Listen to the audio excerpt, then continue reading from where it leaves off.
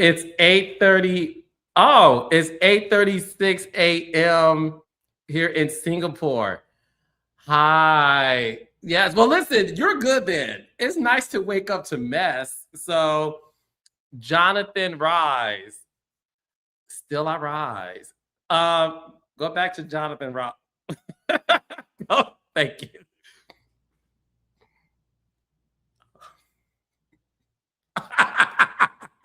Oh wait. What are you doing in Singapore? And are you alone? Okay. Hi Nathaniel. Here y'all go acting brand new to this. Listen, I'm here. It's only 8 minutes. Me and Dustin have to sing Atlantic Star songs.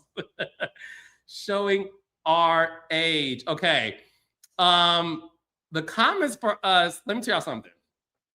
For some reason, I don't know what's happening, but the comments have been delayed on our end. We've been trying to troubleshoot, so don't think we've been ignoring your comments. It's just they've just been delayed. I don't know why, but it just has been. Not has anybody seen Carlos Child? Y'all are hilarious. Yeah, so listen, what happens behind the scenes, because this is a real production. Okay, this is a real production. We have production meetings before we get on. We don't talk about how we feel about the topics, but we go over which topics are going to be in order. This feels like a Beyonce concert. I'm happy to be here, but it's probably not going to start on time, and I have to be okay with that. Thank you, Kayla Adams. I appreciate the comparison. So, the comments is a blizzard. Be careful on the East Coast. If you're on the East Coast, I know there's a blizzard happening. Be careful. Jay Williams, I got you. But no, it's been a lot going on. But I'm hoping that the comments are going in order. Okay? Let's hope that is what happens, that it goes in order. Who is this, honey? Who y'all talking? Beyonce did not be on time. We ain't gonna lie now. Okay, so we have Dustin's in New York. I gotta ask him how things. Carlos, I dreamed we were hanging out last night. Carol, what did we do? Okay, be warm. That's why I'm happy that you guys are in the house and watching us, because we're your entertainment so that you're not going out in the blizzard. But look, we have a jam-packed show tonight. Okay, we are going to talk about Bell Collective, episode 2. We are using StreamYard. I heard they were having a lot of issues lately. Okay, thanks for the heads up. We are using StreamYard. And we've been having some issues, child. So catch my Married to Medicine recap with Dustin Ross. Dustin and I doing the recap live. I mean, we actually could. I have to see if Dustin's available. We'll ask him when we get in. I think we could make that happen. I don't see why not. Okay, so tonight we got Jassi from Potomac. Thank you, Gemini Fears. Jassi from Potomac is here. She's going to hop in to talk about Potomac Reunion Part 2. We got, can we get Jasmine Crockett on an interview? Yes, let her know. I would love to interview her. We're going to talk about Tomato a bit today. Yandy and Mendecee breakup scene. We're going to talk about that. And Candy updates us on what's going on with her divorce. Thank you, Candace. I appreciate you, baby. All right. So, tonight is juicy because me and we got some questions for Miss Jassi. Okay.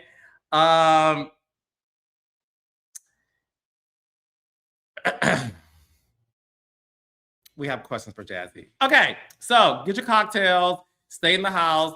Let's bring on my guy, Dustin Ross. Yeah. What's up, Blows? And you know what? Before we even take a step further, hell yeah, I'm down to go live for the Married to Medicine review. You know I ain't scared. Let's do it. Let's go live and do our Married to Medicine recap. I think that would be so much fun. So yes. Hell yeah, let's do it. How you feeling, Los? You look good today. They've been Well, on you thank you, too. sir. They've So been do on your body, you. Los. They've been on your body, dog. They've been like, "Ooh, What did Carlos he looks say, so Dustin? good.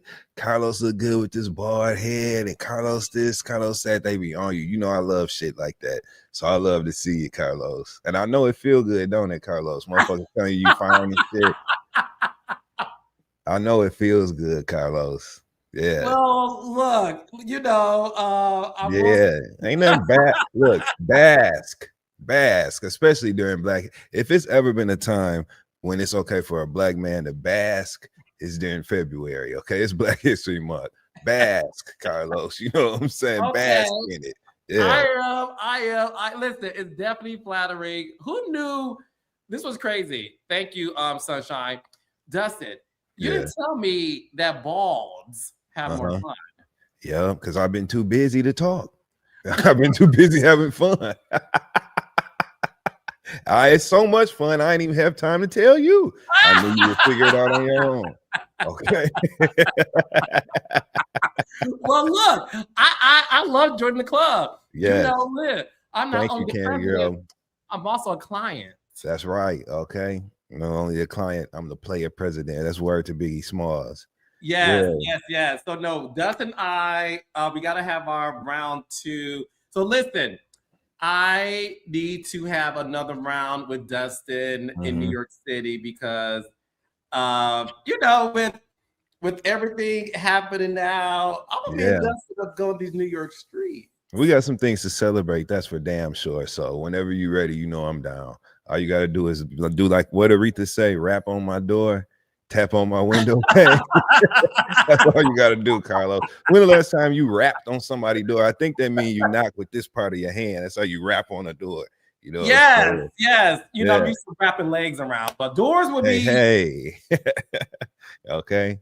Saran. That's what I'm gonna start calling you. not the rand, but Saran. Okay. you How had a good about it? weekend? I had a great weekend. I did. I ain't do shit, but I had a good weekend. I was working, and then I was preparing for this blizzard.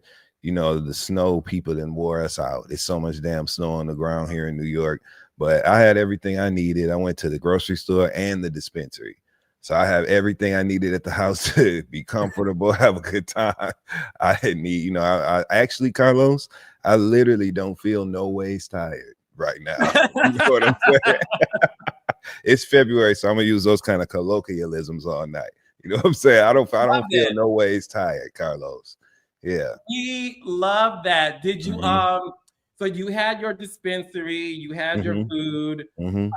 Was it a solo weekend? Did you have anything warm next to you? Nah, it was solo for me. I figured that was for the best. You know, you got to be careful who you be, going through an emergency with. Once the mayor, at first I was cool to like lay up, maybe have some fun, whatever. But once the mayor started talking about it's a state of emergency, you got to think about who you're going to be with in the end. You know what I'm saying? And I Yes. wasn't nobody over here around here that I was like, you know what? I love you. I want to go out with you. I want to go out with you. You know what I'm saying? Wasn't nobody out here like that. So Testing it. I held it down by my damn. Okay. I was by myself. I had a great, I done got so much shit done, deep clean my house. It ain't nothing in no corner, nowhere in this motherfucker. Everything's clean, Carlos. Because I had the time on my hands, man. So I tried my best Good. to make the best out of this blizzard. Yeah. I love a deep cleaning. Yeah, absolutely. Especially Yeah. oral, deep clean and get your teeth cleaned. Yeah. You sometimes you have to go deep just to Mhm. make sure that everything is clean You and do. ready for, You do. You got to use a tongue scraper. You know what I'm saying? You have to do that. Yeah. That instrument. Not Mhm. fabuloso. No.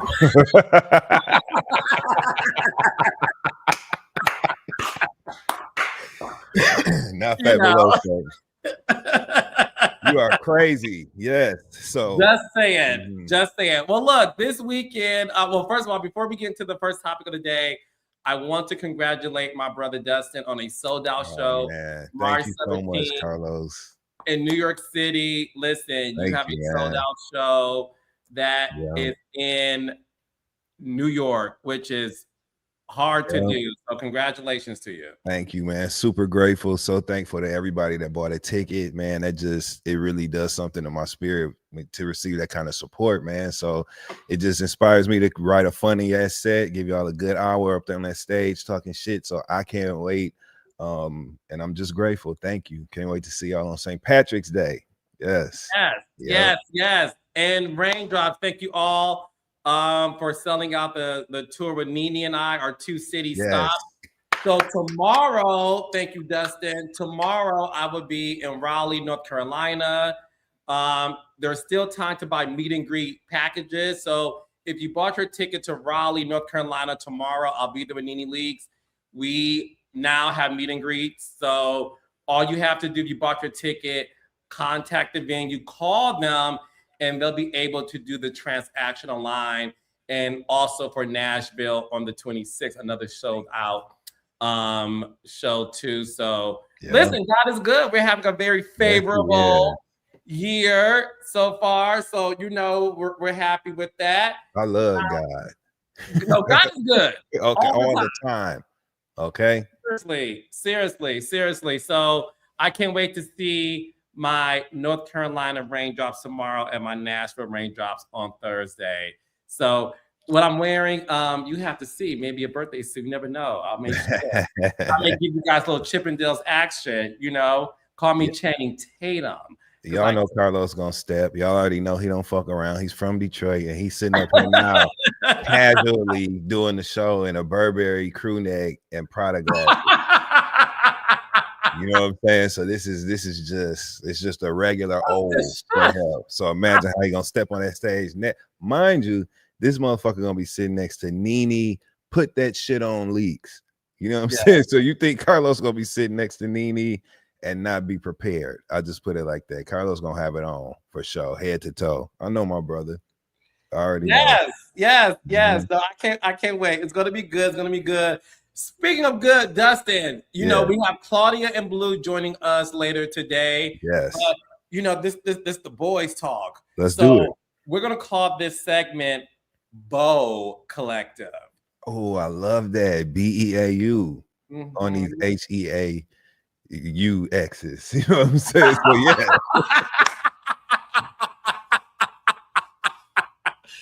Bros before hoes collective. Bro collective. Yes. There you go. So we need to get into a few things that happened this episode. First thing first, Dustin. Look, these are your girls, and I need to hear your thoughts. So Raindrops, Beau Collective is back. New season. Episode 2 just aired Friday. Catch it every Friday, 8 o'clock, 7 Central on OWN.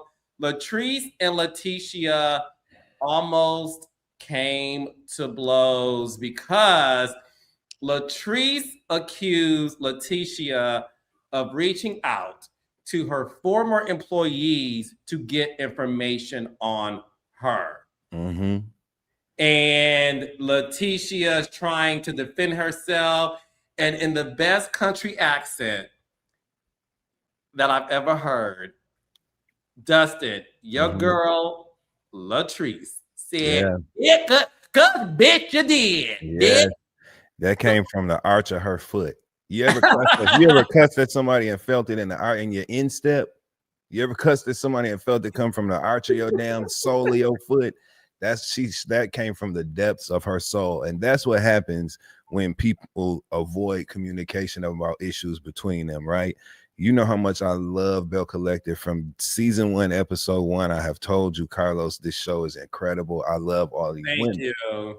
So I was so happy, just like all the other viewers, to see Latrice and Letitia find a bridge, you know what I'm saying, and get to finding their way back toward each other, only for it to implode. They done blew that bridge the fuck up, man. Like Mama Joy said, they done blow the bridge the fuck up. That's what they did, man. So I looked on my cell phone and they said that you was and blow them the fuck up. That's what they did with that bridge. So I hated to see it, right? And I hated to see just that moment. It was great. It was fascinating to watch. And I also love This season, every single person on that cast is coming to get the work done. Do you hear me? They are handling their business, and it's only episode 2. So seeing that, I hated to see it, but Latrice is mad as hell. Latrice is madder than Letitia is. Letitia would be open to a conversation. Latrice is firmly convicted in her perspectives on that whole beef. So I don't know what the hell it's gonna take to get them to have some sort of ice-breaking conversation. Carlos, what you gonna do, man? What can you do? Well, the good thing is this. Without giving too much away, what I will say is this is episode 2. Yeah. And Latrice and Letitia have not seen each other since the reunion. Mhm. Okay. They aren't fooling with each other. We have a shitload of episodes this season. Let's clap for that. Wait a minute, because we talk shit when it ain't enough. We're gonna clap when it is. Give it up. Thank you for a full order that's gonna feed us. Give us what we need. Okay. Yes. Thank you. Yes. And I'm also gonna give you what you need too. Bring in Blue to Loosma. Hey. Okay, come on, segue. What's up, friend? Oh. Hi, friends. How you doing, I was baby backstage Blue? watching y'all like the audience. Y'all are so good when y'all talk about the Bell Collective. Dustin. Yes, friend. Mm-hmm. Yes. Mm-hmm. Yep. Mm-hmm. No, that's Dustin's show, and it always have been. So he is always a joy to talk about that show with. But Blue, how are you? I am well. I'm sitting here with my little heating pad. Shout out to the ladies who get it. That's some adult shit. I love being grown. Mm-hmm. A heating pad. No, the girls get it. The girls get it. You get a heating pad and you push on through. Mm-hmm. I wasn't gonna miss this for the world, Carlos. Oh, well, I love when you're on and listen. So do the raindrops, the Dustinators, the Blue. The Dustinators. I love it. Did we talk about Dustin selling out on St. Patty's Day though? Oh, we shall Thank you, baby. Thank you so much, Blue. Thank you, y'all. I'm really, really excited. That's a blessing, and it just makes me want to write some funny shit. I was in here writing the other day, laughing so hard, my jaw still fucked up. Earring and shit. You laughing at yourself so hard. Cutting up. Your jaw's messed up too, Dustin. That was just me. Okay, you might as well call me Offset. You know what I'm saying? I have TMJ, so it's the 3 of us. We got 3. I have that too. Blue. The Lockjaws. That's our new band, the Lockjaws. When you at Blue, sorry, Carlos, we about to veer off script for 5 seconds. No, Blue, when you go to the dentist and they put the little block that has to open like your jaw for dental work, nightmare back here. When it locks, you have to try to get it back in. TMJ is hard. I want to start lobbying. Blue, let's go to DC. We need to be lobbying for TMJ, Botox. right? There's jaw Botox. I want to get some where if you have TMJ, it actually helps your jaw align and it snatches your chin. That shit ain't no joke.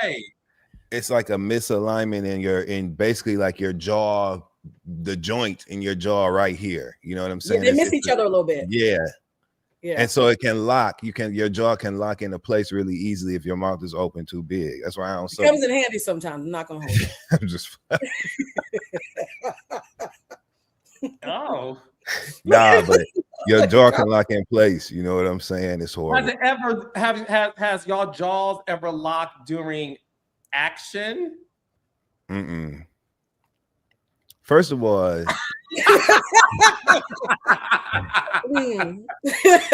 no. Monday's the day after Sunday. No shame in my game. You know what I'm saying? I mean, I too have done a thing or 3. Blue. Okay, so we share that in common, sister. That is my plight. And I'll have somebody to talk to. No, but I'm gonna tell you how the Botox works. I have an appointment next month to get it for my jaw. If it works, I'll let you know. I'll be the sacrificial lamb. Okay, babe, we can talk about it over lunch. Kanye West though, from Through the Wire, something went left. We'll go to lunch. My treat. We'll talk about the TMJ. We so old. We going to lunch. We are so old. We're talking about our jaw issues. Do you have a loose jaw, Carlos? Do you have any jaw problems, or is it just us? No, the thing. Okay, I'm not. Listen. Right. No innuendos, Carlos. Answer the goddamn question. No, I am, but I don't know what. Dustin hates innuendos. I don't know what it's called. So sometimes, because that's why I'm like, do I have lockjaw? So sometimes if I laugh too big, something is like, is it like a frozen? Not when I say frozen, like stiff. And then I had to like, you might have a little TMJ friend. You know, then I had to like get it back. It's like it goes. If I'm making sense, y'all, no, you are. It gets numb a little bit, and then I have to like. Our shit literally locks. It locks, so, yeah. Like, if your mouth is like when I experience it the worst at the dentist office, right? When they're in there cleaning or whatever, they have to, if they're doing a procedure, and they have to put that little block in and make you open your mouth wider, my shit will lock. And then when they take it out, I'm standing there with my mouth open, looking crazy. And like you have to try to like lock it back. It's a nightmare, but you know. It's hard having a tight mouth, you know, but we make it. And use ours for a living. Ain't that a bitch, Blue? Who use our mouths for a living and got TMJ. I'm a big mouth with a tight mouth. I mean, you know, whatever happens. Carlos, the jokes are writing themselves. Breathe. Carlos is breathing. I see. Shallow breaths. I literally have nothing to do here. I'm gonna ask Dr. Heavenly, who's my dentist, if I have locked off. So, Dr. Heavenly, if you're watching, or if you guys know Dr. Heavenly, can y'all shoot her a text for her to text me to let me know if I have lockjaw? Because I don't know. I could ask a couple of dudes, but I'd rather ask my dentist. Wait a minute. I just pulled a Claudia.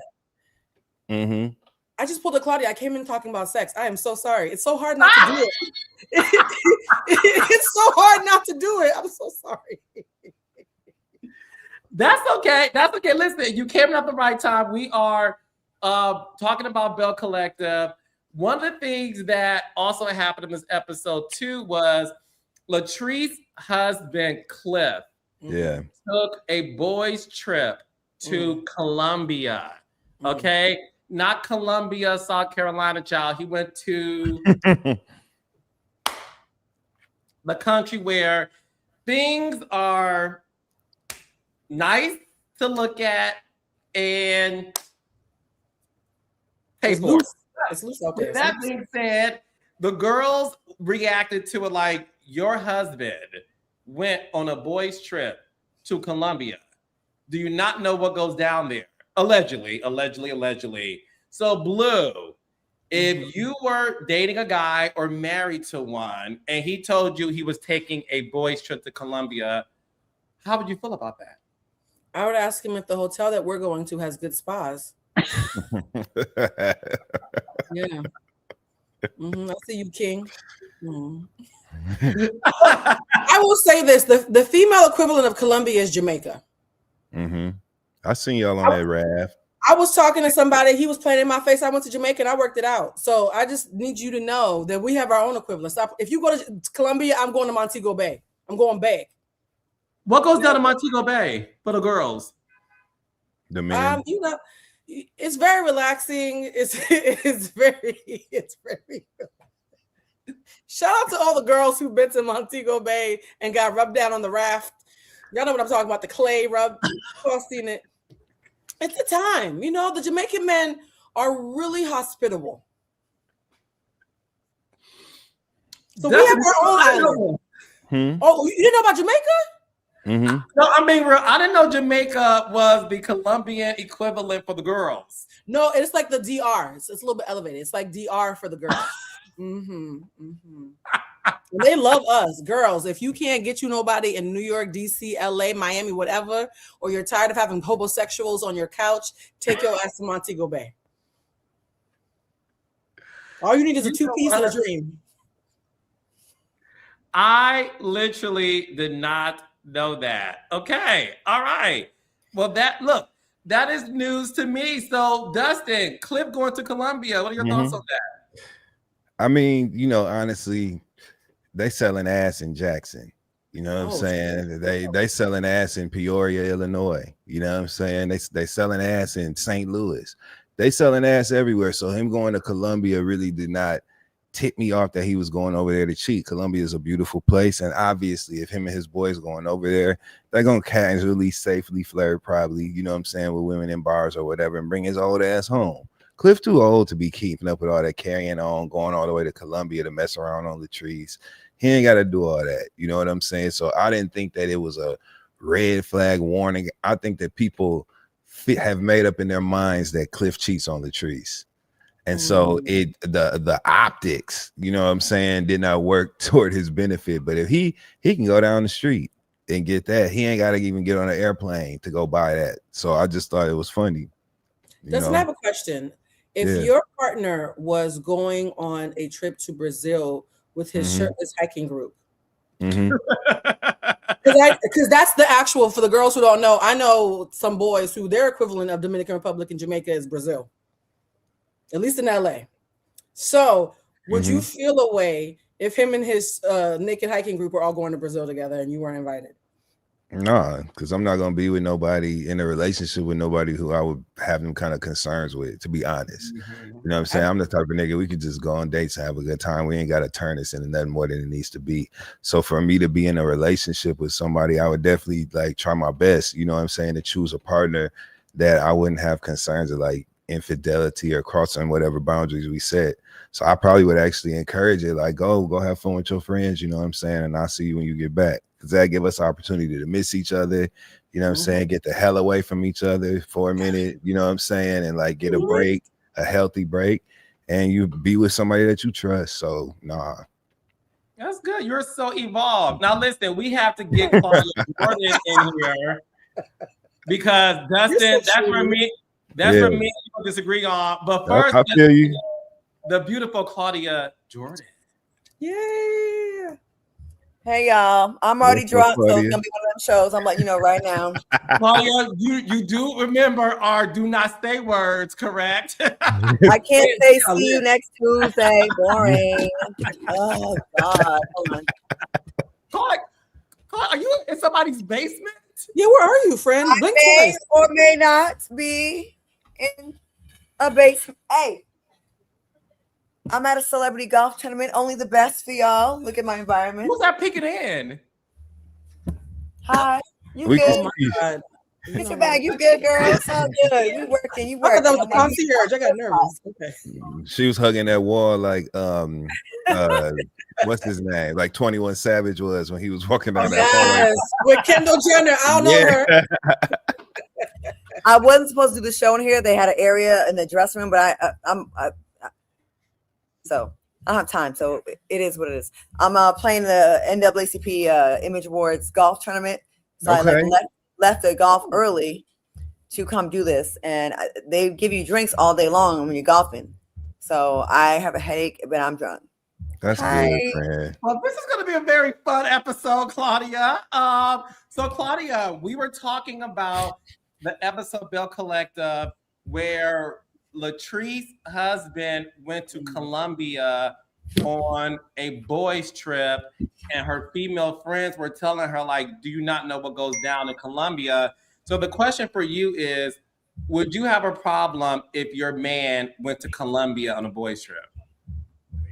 No, because I'm going to go on my girls trip to Aruba. Thank you. We have the same answer. I'll be with you in Jamaica, friend. Look at us. Yeah, like, let me tell you something. I'm an equal opportunity employer. If you're gonna go on a trip with your boys, hey, do what you would want me to do, and that's it. And I'm not gonna tell you if I violate. I'm just gonna get back from me. So no, I mean, of course you don't want him to, but I'm not gonna stop my man from going on a boys trip. I think it's very important in relationship to your man to still be able to go have a life outside of you. I don't think it should just be all about you. I think that's a fast way to make your relationship stale and boring, and it's too much of you every day. Like go live, because that's what made us like each other in the beginning. You had your life, I had mine. But if I think you out there cheating on me and all that, then that's another conversation. But just going on a boys trip, no. I had a boyfriend. We were together for 4 years, and him and his boys went on a trip to Brazil, and it's when we were in our 30s. And he was fine, banging ass body. His body was like the best body I've ever seen in my life. Okay, and handsome guy. And I didn't even worry about him because I never stressed him out. He just went, he checked in with me. He told me what his friends was doing and everything. I didn't even worry about it. You know what I mean? But if I was nagging him and don't do that and don't do this, when you give someone a green light, like, hey, do what you do, live your life, it takes the fun away from it anymore. Because once it's not sneaky anymore, they don't want to do it anymore. Claudia, I've done that before and he still cheated. Some of these hoes ain't loyal, but Yeah. I said, hey, have Why fun. is And Jackie Christie in this? I can't. Listen, at the end of the day, you're gonna do what you want to do. I can't Right. make you be faithful to me. So you make your choice, That is true. and I'll make my choice. And I promise you, whoever you cheat on me, whoever I get after is gonna hurt you way more. oh wait, Y'all, we got Jassi, you see these comments? Was Curtis there? Who's Curtis? Dr. Barry Jackie Savannah said Tina Dr. husband. Jackie's husband. They Oh, are they're know on fire Ruben. too. I think they've also been drinking too, Claudia. So you look amazing, Claudia. You look Yes. amazing, Blue. All right. I saw a couple people that we talk about on the show here. how'd it go? How did it Don't give a go? fuck. Did they speak to you? We didn't speak. Who Crown was it? Standard. Are they on Bravo? They want to be. They date everyone that's on Bravo. Girl, wait a minute. You know who I'm talking about. I'll text you. You don't want to just say it? You drunk? You're supposed to be the reasonable one. I still gotta leave. I still gotta leave, and they might try to beat me up. Claudia, be nice. Claudia. Is it Cookie? Who Oh, is it? oh shit. Claudia, I can't take this.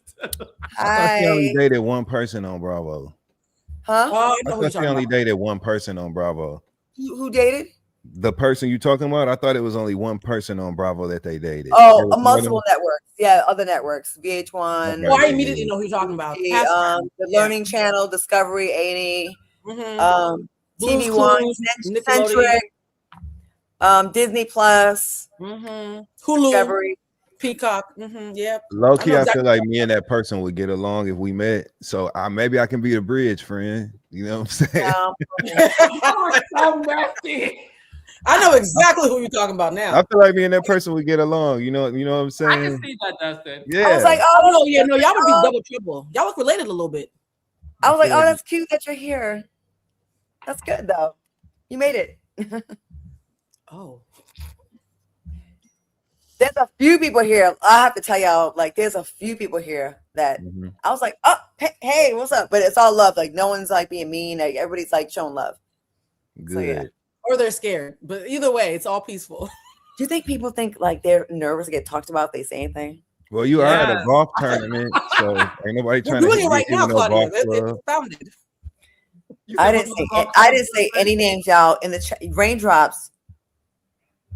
This isn't fair to the chat. You're right. I'll stop talking about it. Okay, what else? No. The problem is this: the chat already guessed it. So the jig, the thing is, the jig is up. I'll say this much. They said it's Shannon Sharp.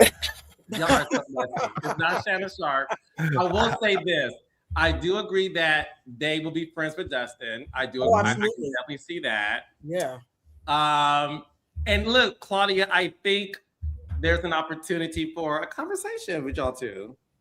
For what? Because you ain't even in that ain't, you know what I'm saying? We'll No. talk offline. Yeah. One thing about Claudia, she's a loyal friend. I'm Mhm. in the words of the Like, person from the red carpet. Fuck Billy Porter. Fuck her. Billy Porter. Look at the Billy Porter clip, y'all. It's hilarious. Billy said that shit, didn't he? What's wrong with you? Billy Somebody said gave that you shit. a disclaimer. Okay, it's all jokes. I'm not mad at this person. It's fine. No, it's all fun. Okay, Bell Collective, what we talking about? Yeah, what the fuck? First of all, it wasn't Cookie. Cookie. It was not Come on. Cookie's not a network pass around. Are you serious? Leave Cookie. Let me talk about Cookie. Cookie is literally the most famous person on Potomac that's never been a housewife or friend to the show. I saw her on your show. Of course, Twitter has been posting clips of Cookie on other things, and I saw her at the Silva's Christmas party in the basement. In that fight, his Cookie was, does get she was around, moving man. around with she in that Yes. clip. Man, that shit Yes. was so funny. Yes. Shout out to Cookie. What's up, Cookie? Yes, Cookie. Y'all are hilarious. Okay. Calm I down, love your Cookie. interview with Mimi Faust too. I love Mimi Faust. That's my Yes. girl. I rock with her. Oh, Mimi, yes. Thank you. Anyways, Bell Collective is every Friday, 8 o'clock, 7 Central on. If you missed Friday's episode, catch up on the DVR or on the OWN app. It's up today on the OWN app. Episode 2, Season 7. or 6, I forget, but it's episode 2 of the new season. So check that out. One thing you all have been checking out that has been the talk of the universe for a week has been the America's Next Top Model Netflix documentary. This 3-episode documentary broke Twitter. I want to say maybe today is the first day it died down, and it was up a week ago today. So Dustin, Claudia, and Blue, in this recap, as you all know, they did a deep dive into top model, talked about the industry, exposed some behind the scenes secrets. They got Tyra Banks to sit in the chair, which is so like iconic to get the creator of the show. But a lot of accusations were flown around. Some of the biggest highlights included, unfortunately, Miss J suffered a stroke. Yeah. And at the time of filming, this happened a year ago when they filmed it. A year ago when they were filming it, he was unable to walk. A year later, as of today, he's now able to walk. Yeah. But they did, yes, God is good all the time. They did start a GoFundMe account, guys, because he needs 24/7 care, and the GoFundMe request is $100,000. He mentioned in that documentary that Tyra Banks never visited him in the hospital, and that the only thing he received was a text message, but she never mentioned seeing him. In the same documentary, Mr. J, who is the ultimate pretty boy for life, he mentioned that when he decided to leave the show, he sent Tyra an email. She responded 3 days later saying, "I'm disappointed." He alleged that after they begged him to at least give them one more season, he saw Tyra for the first time since sending the email, and that she will only talk to him if cameras were rolling. And that when the producers had to reset cameras and all that, she wouldn't speak to him. He said it was uncomfortable. They did ask Tyra on camera, "Is it a good time to talk about Mr. J?" And she was like, "No, I should probably call him." As of today, she has not called him. They taped that a year ago. So a lot of things happened. I want to start with Claudia. Claudia, you obviously been in that world, you know, not the world of course supermodels, but just like the world of celebrity. Ooh, shade, I like that. You know, you are a former pageant girl. What were your thoughts when you saw the documentary, and did you think it did Tyra any favors? Why was she wearing a trench coat in the interview? Yeah. Like, I'm like, you would go with like a nice dress. Like she was like on her way somewhere, and she just stopped by the documentary to like just pop in real quick. Like, it was weird, right? She's on the case. She's on the case. She's a spy on the case. Well, she wasn't giving no info for someone that was supposed to be Inspector Gadget. You know what I'm saying? Like, she wasn't coming with it. No, it didn't do her any favors. I think she thought it was. I think with Tyra, she like has a lot of people around her that be like, yes, yes, yes. And they don't tell her like, no, that's not believable. You know, I do think that I do think there was some things that Tyra was involved in that was very foul. The girl, Shandy, the cheating on the boyfriend, to me was not cheating on a boyfriend. I feel like she was sexually assaulted. And to just be so cavalier about it, like, oh, it was an affair. You know, we're just recording a reality show. Absolutely not. You're the woman there. I feel like she should have had some more protection for that girl. I thought that was crazy. Like, I feel like that girl got raped. That's what it looked like to me. I feel like it was a date rape situation, and everybody just like wrote it off like she cheated on her boyfriend. They brought the boys in, put them on set, got them drunk. This girl's 100 pounds wet and in a hot tub with liquor, and to just be so cavalier about it and just kind of blow it off. I thought that was whack as fuck. Excuse my language. I thought that was very whack. I did not like that. But I also think that everybody else jumping on a bandwagon to just be like, it was Tyra, when Tyra was not alone in saying a lot of those mean and hurtful things. So those contestants, let's not act like Tyra was just so mean and Janice was nice and Miss J was nice and the other J was nice. And not, they all said foul stuff. They said they was all reading the girls down, but Tyra was going to get all the smoke. I think that all are complicit. They all bear a little responsibility in that show. And to just be like, everybody distance themselves like, oh, it wasn't me. Yes, it was. But in their defense, reality TV was way more wicked back then, and so was television. Like, I think we're looking at old school television through 2026 lenses, right? Think about television in the 80s and 90s and 2000s. All in the Family was on. They used to say the N word. They used to say the R word when it comes to mental health. They would say midge everything. All the words were a thing. That all recently just that's the thing that started changing as of late. So I think that the way we speak about each other has changed a lot in the past 10, 15 years. And I think it's a little unfair to judge her by today's standards. But with that being said, there was still lots of way. She definitely was. She could have done better in some areas, but I don't think she's as evil as they're making her out to be, in my opinion. I think it was the network more than her. Okay. Dustin? Yeah, I agree with Claudia. I agree with you, Claudia. I think that it is a bit, it's just not, I don't see it yielding anything fruitful to look at these old television programs through a lens of how we understand human behavior today and what the tools and resources that we have today to make better decisions than they made, because they just did say a lot of fucked up shit to those contestants on that show. They did a lot of things that don't make sense when you look back at it, and I think those are the things that kind of deserve the focus here. I also agree with Claudia, although Tyra Banks is a cuckoo clock, right, and she's always doing zany, she done lost it. She's always acting like she's out to lunch, the whole the over dramatic commercials and the voices and all that stuff is just a lot, right? But I don't think it's fair to throw all the weight of all that shit on her. Now, me personally, I never watched Top Model at the height of its popularity. The only season, nope, I never was into it, bro. The only season I watched was the season when Eva won. Okay. I watched that season because it was being talked about in a way that piqued my interest, and I had never watched it, so I'm like, let me see what this is about. So a lot of the stuff that I saw in that documentary was new information for me. It was completely insane for whatever producers made the call to invite those young boys over to that house to get drunk with those girls. That was just inappropriate. That is something. The inappropriateness of that is evergreen. That's not something that we was doing different back then. It wasn't cool then, it ain't cool now, right? But I also think that Tyra, like Claudia said, wasn't alone. Remember, I didn't watch, the show back in the day, so I didn't know nothing about how Janice Dickinson was showing her ass on that show. She's the one who pissed me off after I watched that. She sat up there with her the Ozzy Osbourne looking ass, she sat up there body shaming motherfuckers and calling them girls fat and telling them to lose weight and shit, and the whole entire time she literally looks like a totem pole.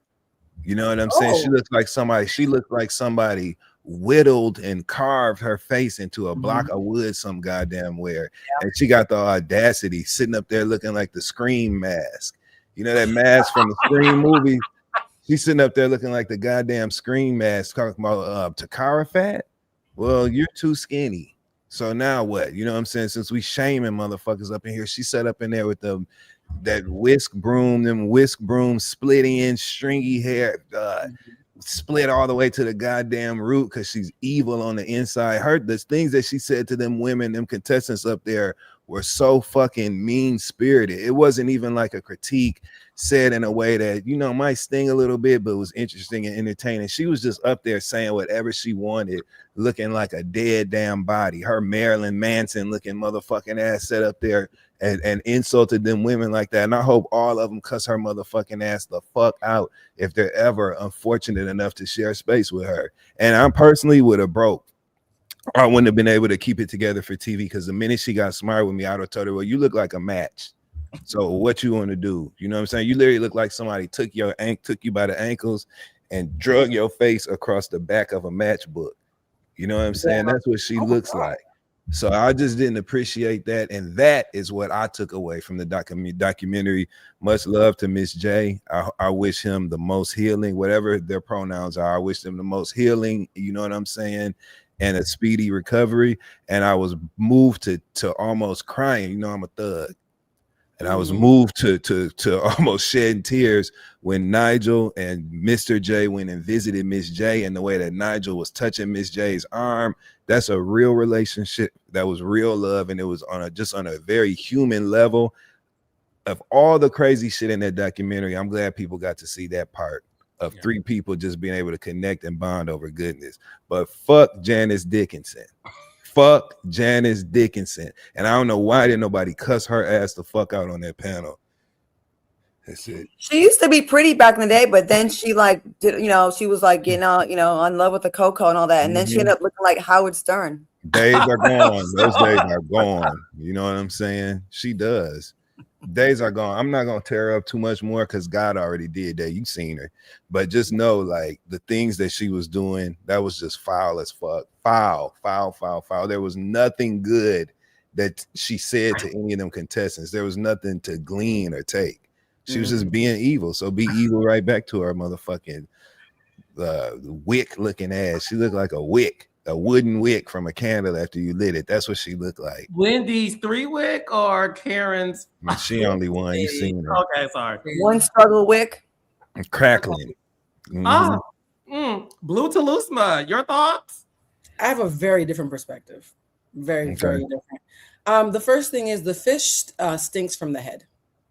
So we have to be very careful pretending that the responsibility is equal, because it's not. Tyra Banks is the executive producer and the creator of the show. Her and Ken Mock take all the credit when things are good. There's another side to that, right? Oh, and Ken so Mock. yes, him. Sorry, well, go ahead. him and Tyra are the 2 eyeballs of the fish. And so in the same way that when I come on this show, I know that I'm going to be safe. I know that I can be raw. And I also know I'm going to have a great time, right? That's, even though I love you and Claudia, that's because of the ecosystem created by Carlos. Carlos has created the ecosystem that when he brings in Dustin, the audience knows to trust Dustin. When he brings in Claudia, the audience knows to trust Claudia. And when he brought me in, the audience knew to trust me. When you cultivate that trust as the head of the fish, the buck has to stop at you. So for me, it's fuck Tyra Banks because of that. She created a toxic ecosystem where she incentivized the very things that you're complaining about in Janice and everybody else. She incentivized it. Mr. J even said she would talk shit about Janice and then let me say it for her on camera. And so this thing of you being in charge and creating a very dangerous and hostile ecosystem, but the people who are under you are getting smoked, but we're acting as if we're overstating you. No, you created this ecosystem. When the show does well, you get credit. When the show is harmful, you also get credit. You live and die by the same sword. Also, I wince when we do this whole by a 2026 lens conversation. I judge slavery by a 2026 lens, and it was still wrong. Normalized dysfunction is still dysfunction. Just because the dysfunction was normalized in 2003 doesn't mean it was any less harmful. So I think it's actually okay to judge things by a current lens, because we've evolved after we've watched the harm that it caused that we didn't know it was going to cause. Just because we didn't know doesn't mean it wasn't caused. And we also have to be careful about whataboutism. We can't keep on talking about other people when we're talking about Tyra. That's like saying, well, I know I cheated on you, but you cheated on your last ex. We're talking about the person who was taking all the credit. If Tyra Banks had shown that she had evolved, if Tyra Banks had shown that she had grown, then I would be saying, hey, that was in 2003 and she's evolved. Tyra Banks said at the end of the documentary, see you for season 25. She has not changed. She deserves every bit of smoke that she is getting. I know people who've been personally hurt by her. So for me, I don't even have the distance or the luxury of seeing this. People have been personally hurt. A Black woman said to Tyra Banks, I cannot get a job to feed my family because of you. And Tyra says, I knew that was going to happen and I did nothing. That is nasty work to me. And also, too, there's another documentary coming out on March 11th on E! That's going to be from the other people, including Janice Dickinson and the other models who were not involved. I'm actually waiting to see what the other side without Tyra's involvement looks like. I'm just remiss about us overextending grace to someone who, and mind you, you guys, the last episode of Top Model was in 2018. Y'all acting like we were wearing long tees with belts back in 2008. It was 2018. That wasn't that long ago. It wasn't that. I think we're overextending grace to Tyra. I think it's fuck her and Janice Dickinson. And I think that the people underneath her were following her lead. The way that we're showing up now, if Carlos was any different, we would show up differently. That's not about our character. That's us following our leader, right? And so when you create a nasty environment, no, but you know what I'm talking about. You might be perfect example. I know what you're saying. My bad. I didn't even Claudia realize I can't said say that out loud. I'm sorry. The perfect example is A perfect example is Claudia can't say see you next Tuesday. It doesn't mean that you're changing your character. It means you're following guidelines. Your character might have been the same, but you might have a new list of words you can't say, and you would follow it out of respect. And so I'm sorry, the fish stinks from the head. That's how I feel about it. I think the fish stinks from the head, but I also think that Tyra wasn't, and I'm not defending Tyra. I had a friend that worked for her, and she said she was a nightmare. I will say this, as someone that has created shows for networks, and people thought I was the person that was running the shit. I did get credit when things were, well, somewhat good. And then when things went bad, I got all the credit. I mean, I got the smoke. But then there was someone that was, I had no power, really. Not saying that Tyra had no power, but I do feel like there's enough blame to go around to not just Tyra. I don't think it was just Tyra. I really don't. I feel like a lot of other people are acting like, I feel like some of the other people are acting like, oh my God, Tyra. Like y'all weren't out there causing a lot of harm to these girls. And now you kind of, a little bit of revisionist history, a little bit of not really owning your part in it. I see a lot of that too in that documentary. I'm part of that series with Tyra's, I'm on the Price Right episode on the 18th. I'm definitely looking forward to the 11th. Congratulations. And then Dr. Phil get his ass together too, because I did that show too. Yeah. So I also think that both of y'all are right. You know what I'm saying? And I think that the problem is that Tyra has not taken any sort of a real accountability for the things that happened, right? Because she didn't act alone. She did a lot of things that were fucked up. You know what I'm saying? It's also very true that she wasn't the only one in that environment doing that. However, the difference is she has yet to take any sort of real tangible attempt at taking accountability for any of this shit. Exactly. Even in the documentary, she sat in that interview chair and she refused to speak about Mr. J when he was very clear and blatant about his recanting of the timeline, right? We are recounting of the timeline. She didn't do shit she was supposed to do that would make people give her any grace. So I completely understand how we've all arrived at this point. And I think that ultimately the accountability piece is where she's lacking. If she would be accountable, it would make it easier to make all of this make sense. That's all I wanted to say. So Tyra, goddamn it, say you sorry. We were all rude. I have never yelled at a super expert like this. This documentary did her no favors. It made her look, if you had any doubt, it made her look horrible. I'll say this. I used to love Tyra. I used to love her. Yeah. Okay. So here's my 2 cents. I actually agree with everything you guys said, and that's the beauty of this conversation and the documentary, because there isn't any it's so nuanced that there's so many variables to this conversation. Yeah. One thing she did say that I'm like, understood, right? Because I do at least want to say things that she said that I was like, makes sense. Bosses have bosses. Mm-hmm. You're right about that, right? Tyra Banks created a show. The major networks turned her down. She then pitched it. Her last pitch was to the UPN. And at that time, UPN was owned by CBS. CBS at that time, the president was Les Moonves. So in case you guys don't know who he is somebody that allegedly, because, allegedly, he is the one that told everybody Janet Jackson, after the Super Bowl stint, would never work in this business. He's the one who allegedly removed Janet Jackson from ever appearing on any Viacom-led stations, which includes BET, VH1, MTV. Okay? You haven't seen Janet Jackson in any of those programs because he allegedly said those things. Les Moonves he's also the husband of Julie Chen. Chen. C-H-E-N, Chen, yeah. Big Brother. He got fired for allegedly sexual misappropriate conduct, whatever happened, right? So this man was Tyra's boss, and allegedly he said to her some crazy things, and she said they almost got to a fight. Now, with that being said, Tyra Banks is one of those ambitious people where she, unfortunately, in my opinion, she has something to prove. And she went too far with, hey, I want this to represent the model industry in this day and age. Got it. Understood. The reason why she has to take responsibility is because it's one of those things where that may represent the industry today, but how about you flip it on its head and show us how you're going to change it? She claims she would. Right? And it's obvious she didn't.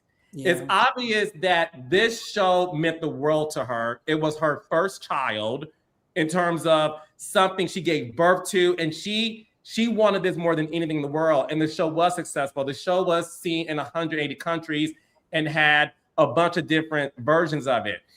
The problem with Tyra Banks is what I would have loved for her to say is, guys, I got it wrong. I did it wrong. I should have done better.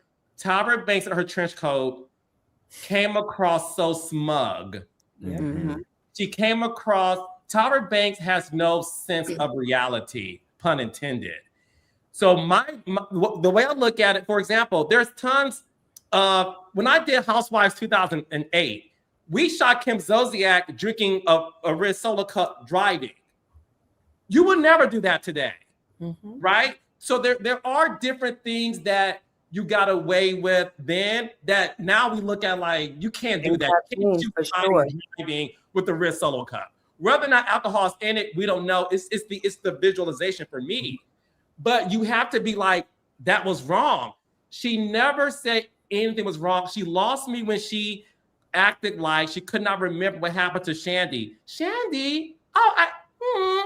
I think, but that's production. Which one is it? Because 20 minutes ago, you said you created it, you produced it, you did all these things. But when it came to something that wasn't received well or possible, what people consider to be SA, you don't remember that. So to me, a lot of what I saw, unfortunately, and I'm somebody who I watch every single episode, Top Model. That was my shit back in the day. I love that show. I was very disappointed in Tyra because it's all about your character, the character of the person. It's your character. At the end of the day, it is 2026, and you have not yet contacted somebody who y'all used to have sleepovers. He did your makeup. I'm not saying be best friends with him, but the fact that you don't want to talk about him publicly, you said I should call him. You don't.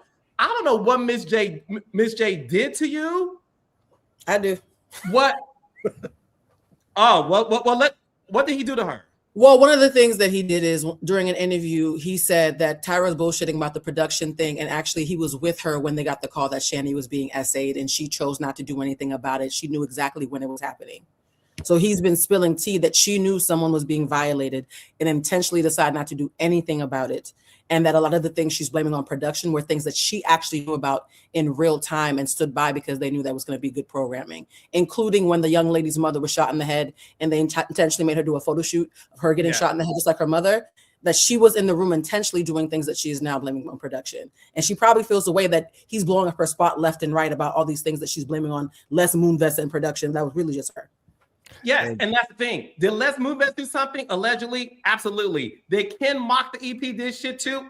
Allegedly? Absolutely. You're not alone in this. However, you're more involved than you're claiming. But the thing was this. It's the character in who you are today. Yeah. Your ego, Tyra Banks, allowed you to walk into a situation where you look crazy. You held not yourself accountable. It also showed the character of the person you are. And I know people who worked on the Tyra Banks show. It's not my story to tell. I'm not going to go there with that. But what I will say is, I looked at the smug look she gave, and I wanted to find room to give her some grace in terms of, yes, you were a Black woman that sold the show and the weight was on you. And girlfriend, I know what that feels like, but fuck, at what point This show was started in 2003. You mean to tell me in 23 years, you can't look at yourself and say, I didn't get that right. You can't look at yourself and say, Miss J, although you did whatever, you had a stroke. Let me at least come visit you, hold your hand and say, all that bullshit back then, fuck it. How are you? Contact these people. There would be no top model, and Tyra, there would be no top model without Mr. J, Miss J, Nigel Barker. Just like Monday Night Live is popping. I would never say, well, you know, honey, it's all me. No, it's this amazing three people who I consider my friends that I get to have fun with. And if they ever felt like Carlos X, Y, and Z, I would be there for them.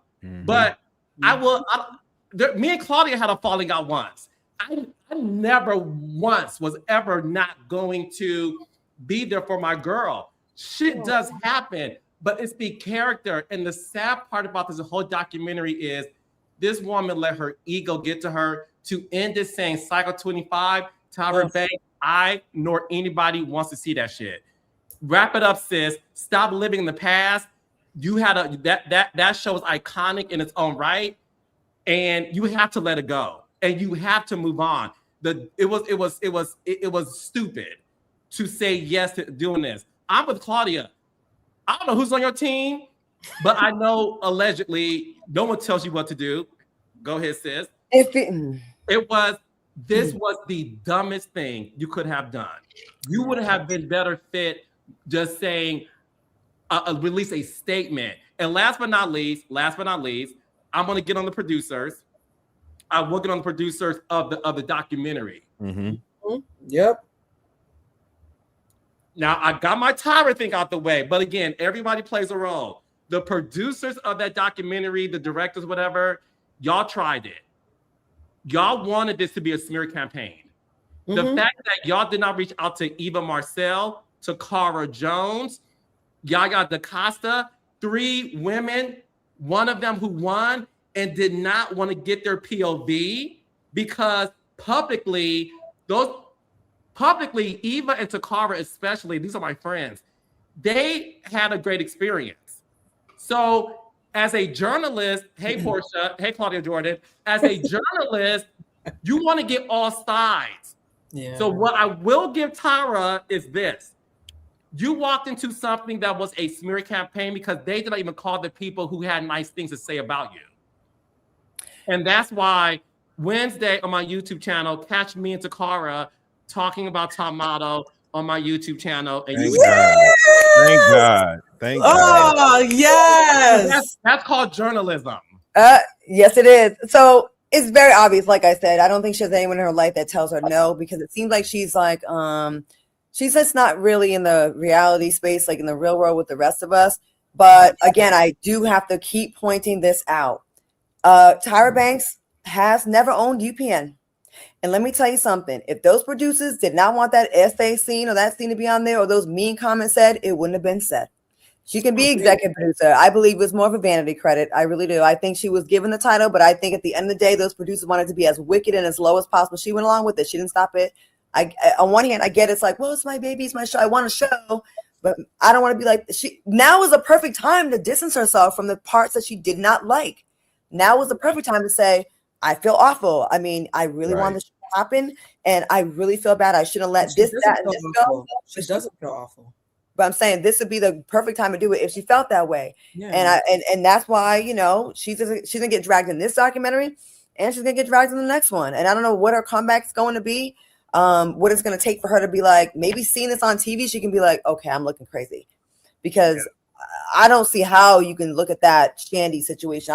I'm very bothered by that, and some of the other stuff that they put the girls through. Like, I get those producers were wicked back then. They were like, hey man, you want this show or nah? I get that that was probably happening. I get that there's like the decision, like, do I go there? Do I not? Do I betray these young girls? I had their trust. You did. So just say, you know what? There was a great pressure on me from the network. She could easily say that. We would believe that. Yeah. But she didn't. We would believe that because she does not own. If you think a black woman is running a network with these white people, they're not. They're not. Yeah. She could No, easily get our sympathy and say, you know what, they made me do this. I didn't want to. I felt awful. Instead of being like, who's Shandy? Who's Shandy? Right. I think I remember her vaguely. Playing The games. girl who was being raped on the show, in my opinion.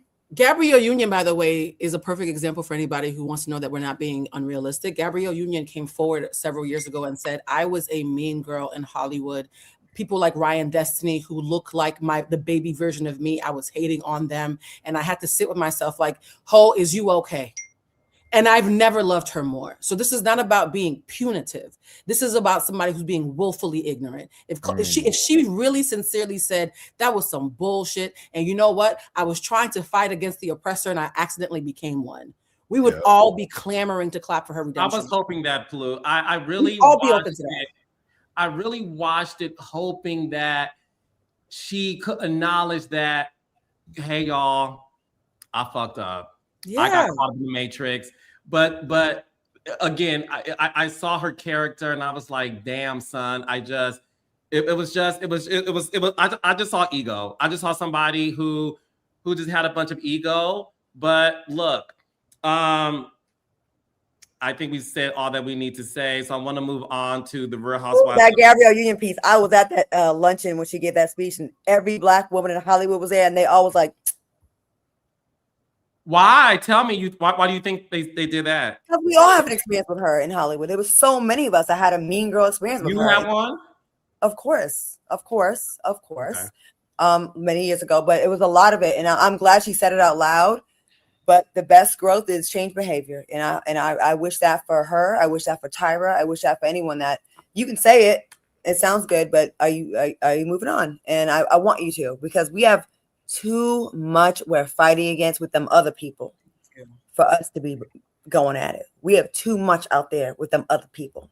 Okay, I'm gonna tell my book one day, but there's a lot of that. Like I was at that luncheon. I was with like the who's who. Every Black actress, movie star, host, producer was in that audience. And when she said it, everybody was like, everyone had like an experience. It was crazy. So Tyra, just like you, a lot of people have an experience with you because you were so important to the culture.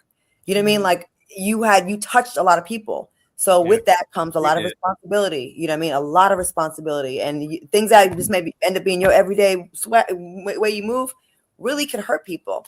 So I'm gonna like move on. I really am, and learn from it for real, not just give lip service to it. So Claudia, so when y'all was at the Black women luncheon and Gabrielle Union walked in, y'all really did her how Vivica did her at the beginning. The two can play that game. Oh my God.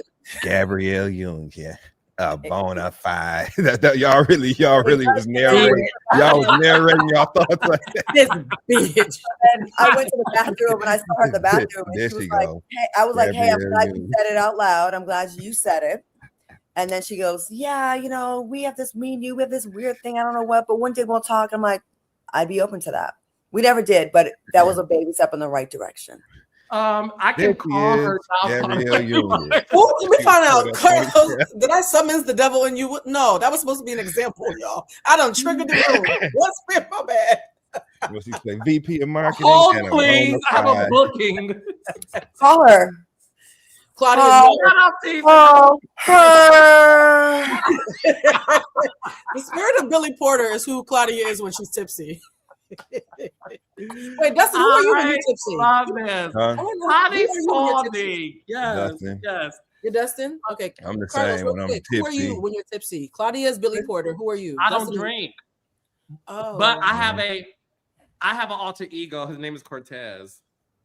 You gotta give him some kombucha. You give him some kombucha in the free time. He would be Hispanic, isn't he, Carlos? Dominican or Puerto Rican? You got a Puerto Rican alter ego, Carlos? Anyways, let's get into the Real Housewives of Potomac reunion. So, Raindrops, Claudia, Blue, and Dustin. I wanted to recap the show, but first thing first, Raindrops. We do have a special guest here from Potomac.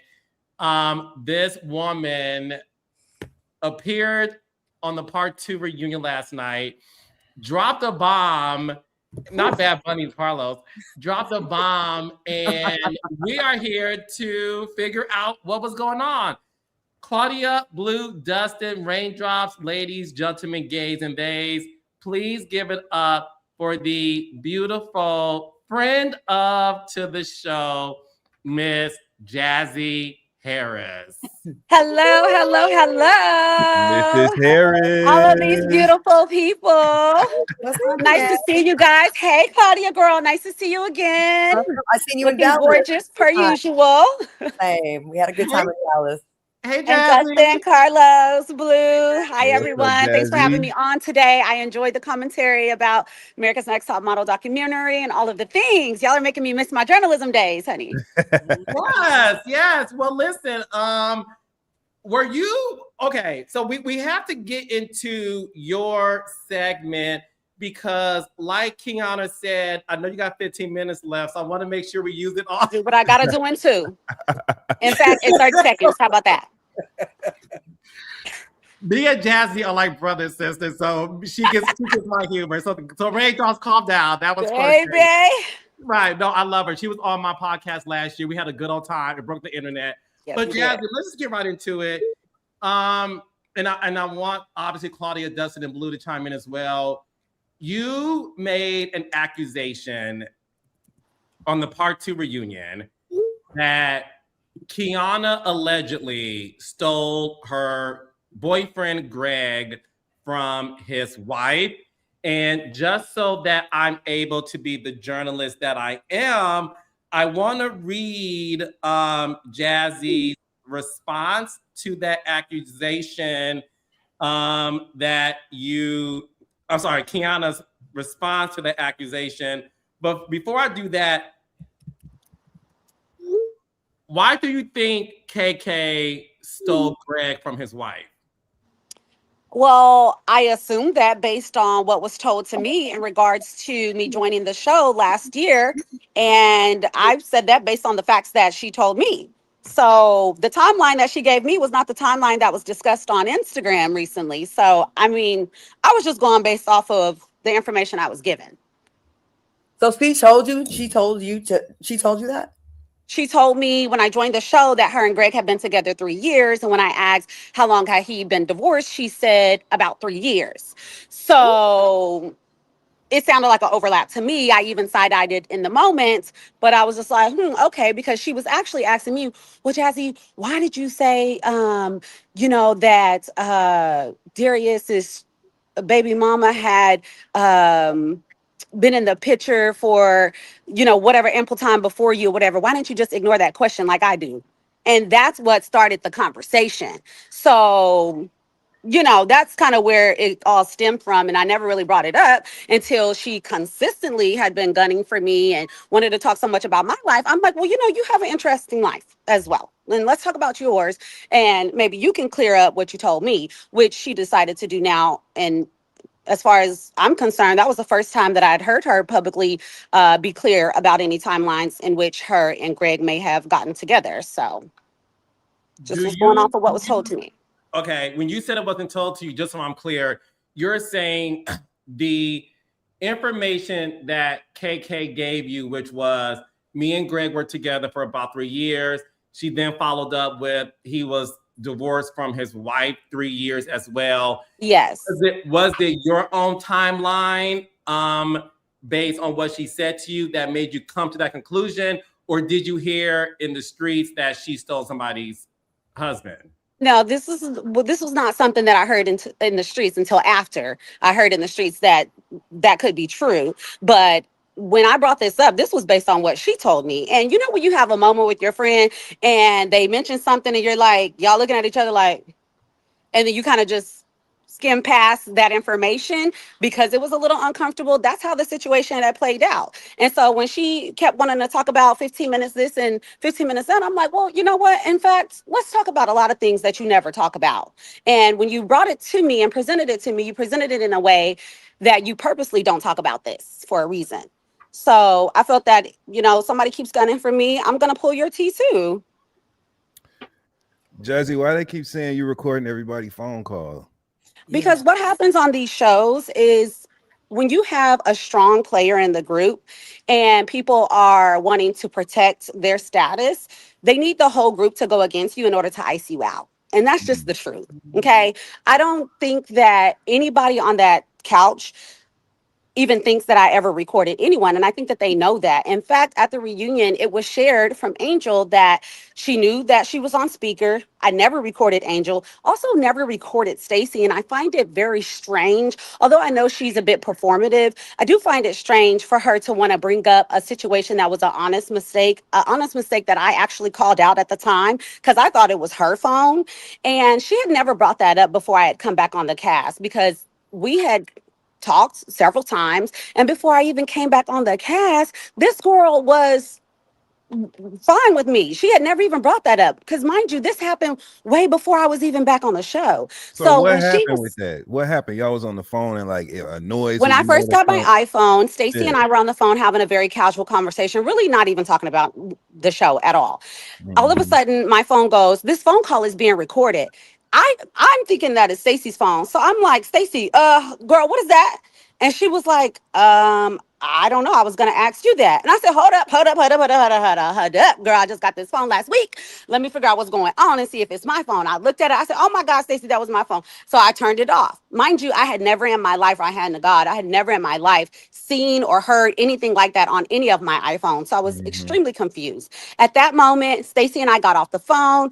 We never really brought the situation back up until she said at the reunion, oh, Jassi, you record people. And I'm like, Stacey, your bullshit is really a form of art. So for you to sit here at the reunion and be like, oh, Jassi needed a moment in the last moments of the finale, you were the one who brought up the whole thing about Sharice. Stacey, if I needed a moment, girl, I could have been had a moment with you because everything that I asked you in regards to my wedding, etc., had always been off camera. Why? Because I'm a real person and a real friend. And when I come on this platform, unlike many of the others, I come on as authentic. Hence why I'm supposed to be a friend of the show. But if somebody's not being a friend to me, that doesn't mean I still have to be their friend or be fake with them. And I think that that was the issue that Stacey also had because she wanted me to basically bow down, be a step stool to her, and let her play in my face this whole time and not say anything. Which another conversation we had off camera when that happened was like, Stacey, you don't get to try to sun me about Sharice when your loyalty has been questioned the entire season.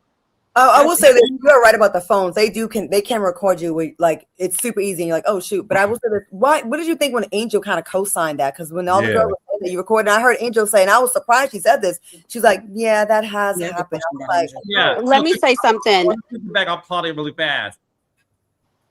Yes or no, have you ever recorded a conversation between you Absolutely not. Okay. Absolutely not. Willing to go on a lie detector test to prove that on any day. Set it up. And I'll come on your podcast and your platform and do just that happily. Thank you. Because first of all, it is 2026. If I was really that shady and messy to want to record a conversation, I wouldn't have to record it on my phone. It's not that hard to record someone if that's the weird stuff that you want to do. But quite frankly, Stacey, you ain't never said nothing that I would want to record. And none of the girls have ever said anything that I would want to record. I think that that's weird behavior. It's childish, it's immature. And quite frankly, it's against the law in Maryland. So, I mean, I think that she just really drugged that out and was performative in even bringing that up. Jassi, I have a quick question. Claudia's point, though. Oh, so I'm sorry. Go ahead.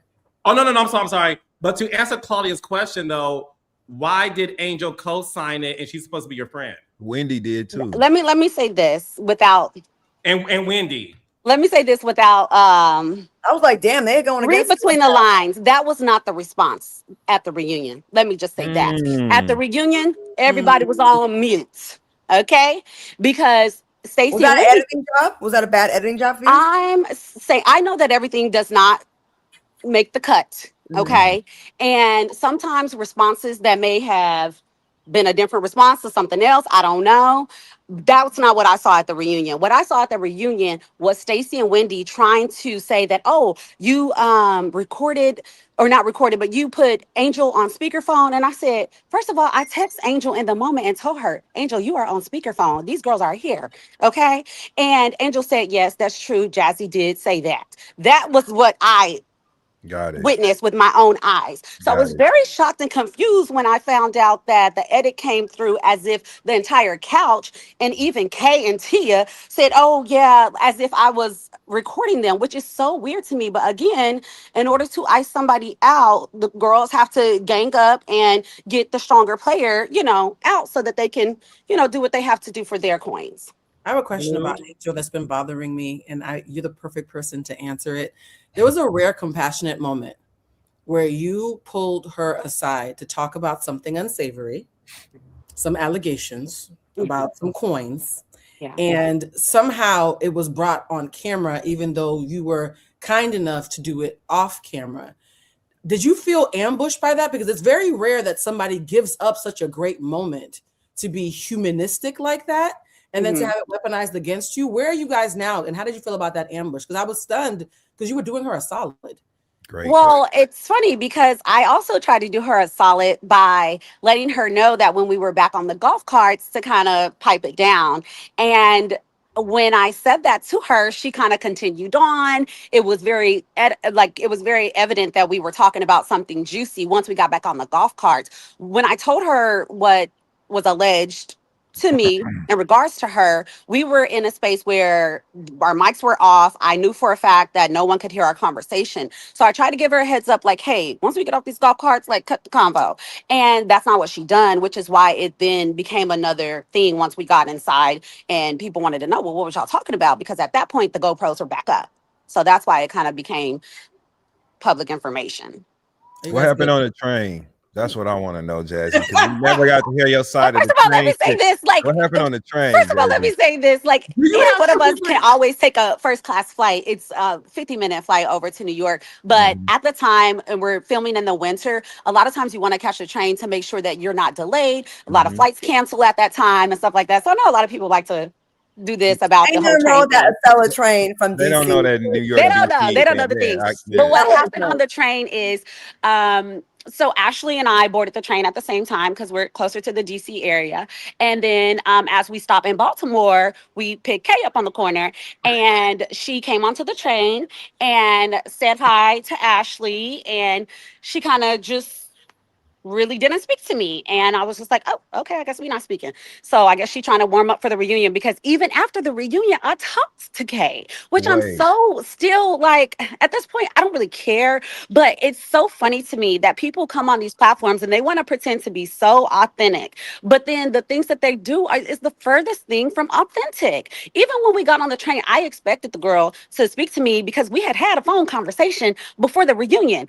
When she didn't speak to me, I was like, oh, she in reunion mode. She must not Okay, come for that me. phone conversation wasn't recorded. Oh, I don't record people. Okay. They're not that. Okay. Let me Okay, tell you something. Put me on that lie detector test so I can clear this up for real. Okay. That phone conversation. What were y'all talking about before the reunion? Was it strategy? Was it No, not at all. Just kind of recapping all of the things that were in the headlines at the time and just talking to each other about, Those are the headlines at the the time. season. RHOP was just in the headlines and we just were having a quick conversation. Wendy and Eddie situation? It was a lot going on. It was just RHOP in the headlines, how we felt about the season. We had a quick little cute conversation. So I thought that we were cool, but I also thought that we were cool when I first got back on the platform. And that's when our first little back and forth started as well. Urban legend That's has just the truth. it. Urban legend has it, and by urban legend, Monday Night Live, that the moment that you appeared on the show this season, that KK saw a ghost because allegedly she stole your flute and she felt you were there to steal hers. Is that true? I don't know what was going on in her brain. From what I observed, I came in skipping. I came in happy. I came in not trying to take anybody's flute, but just to be myself and bring the energy that I bring to the cast. And at that moment, I do feel like there was immediate insecurity and immediate perception of what she thought I was coming for, which really kind of basically explained her behavior from that moment forward. Did KK steal your flute? Nobody can steal what's for you. So nobody steals anything from me. I didn't sign a housewife contract. So I wouldn't say she stole my flute. Do you think KK deserves to be a housewife? Listen, I think that these producers are educated and I think that they know what works for the show. I think that them choosing her to be a housewife for now what her second season was a calculated decision to where they thought that it might be good. So I think that they did what their professional training told them to do. Do you think it was the right decision? I think that for what they may have been looking for, which I don't know what that might have been, but I think that for what they would have been looking for, yeah, they made the right decision. My last question, I'm gonna turn over to the panel. But my thing is this: let's have a conversation. First of all, I love KK. I Me love too. you. Me What too. I saw at the reunion last night, and I'm gonna say this publicly: read my lips, refresh the StreamYard so they can drag me or applaud me. I don't care either way. I'm gonna say something that is gonna piss people off, and I don't give a damn. Okay. What I watched last night, part 2 reunion, the dynamic between you and KK reminded Carlos King of season 5, Kenya and Portia. It was something so entertaining about it. It was light-hearted shade. It wasn't dark. You know, it gave me by Ashy, you know, all of that, Miss America. To me, it was funny. You two are young, gorgeous girls. And I just thought as I'm watching it, not only was I entertained, I saw the other girls on the stage be entertained too. And I think there's a place for the two of you to coexist. I agree. And I would like to see the two of you there. So that's my raindrops. Let me know in the comments. Refresh it, Lizzie, Lula. But I want to ask you this. Is it disheartening that you, who are the wife of a current NFL player, you're at the Super Bowl, you fly private, you have a great life, you even have a little bit of a, you know, a messy situation that you and I talked about last year with the baby mama. Oh yeah, that I've always been very genuine and honest about. Yeah. Talk about it anytime. And me Yeah. and her are great now. Just saw her 2 days ago. Okay. Yeah, so thank you for that opportunity to. Of course. I love you girls.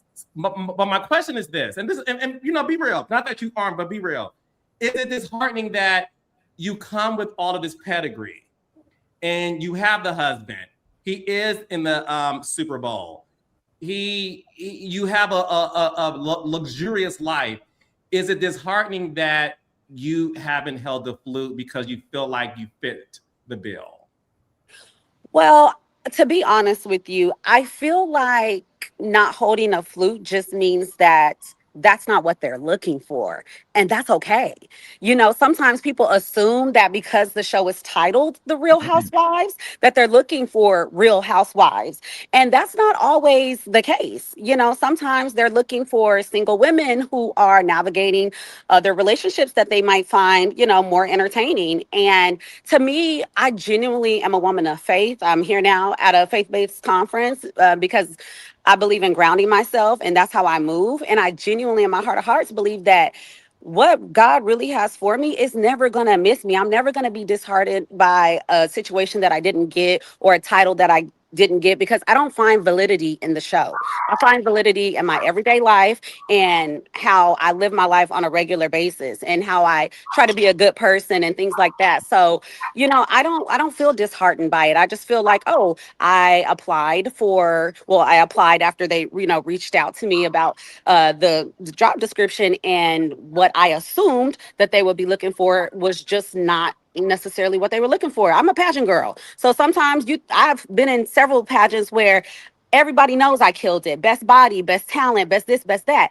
But that doesn't mean that you're going to take home the crown, because sometimes they're just looking for something different that year. Yeah. Okay. All right. Claudia Blue, Destiny, the final questions for Jassi while we have her. Do your friends be telling you that though? Because like the homegirls will say it. Oh like, yeah, like, no. You should be on there. The girls are confused. What's They're your friends like, be is it saying? housewives or What's your what is friends be it? saying in the group chat? I want to know what the friends are saying. The friends are saying they really don't know you. They don't know who you are in real life. They could never. They are saying all of the things that the folks and the people always say, you know. But for me, like, I've been thankful to live a blissful life in real life. So I just be living my real life. And then I come on this show and I continue to live my life and continue to be myself. And that's a blessing too. So I don't have to cosplay this kind of life. I'm here now on the coast of California living my best life. Pop, Like, you know what I'm pop saying? your shit, Jazzy. That's right. Like in real life, not just at 3 months out I'm of the year sorry, when you're we're at a filming. Christian conference. I'm sorry. But pop Uh-uh. it. Yeah. Not 3 months out That the was year. nice. That was nice. I've been a Patriots fan since I was like a teenager because I'm from Rhode Island. So welcome to the Yeah. the Well, Wing look, family.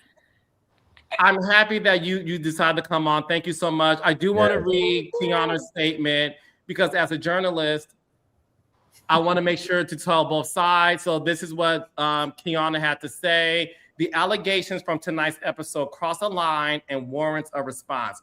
For clarity, I met Greg during CIAA weekend in 2022. His divorce had already been finalized.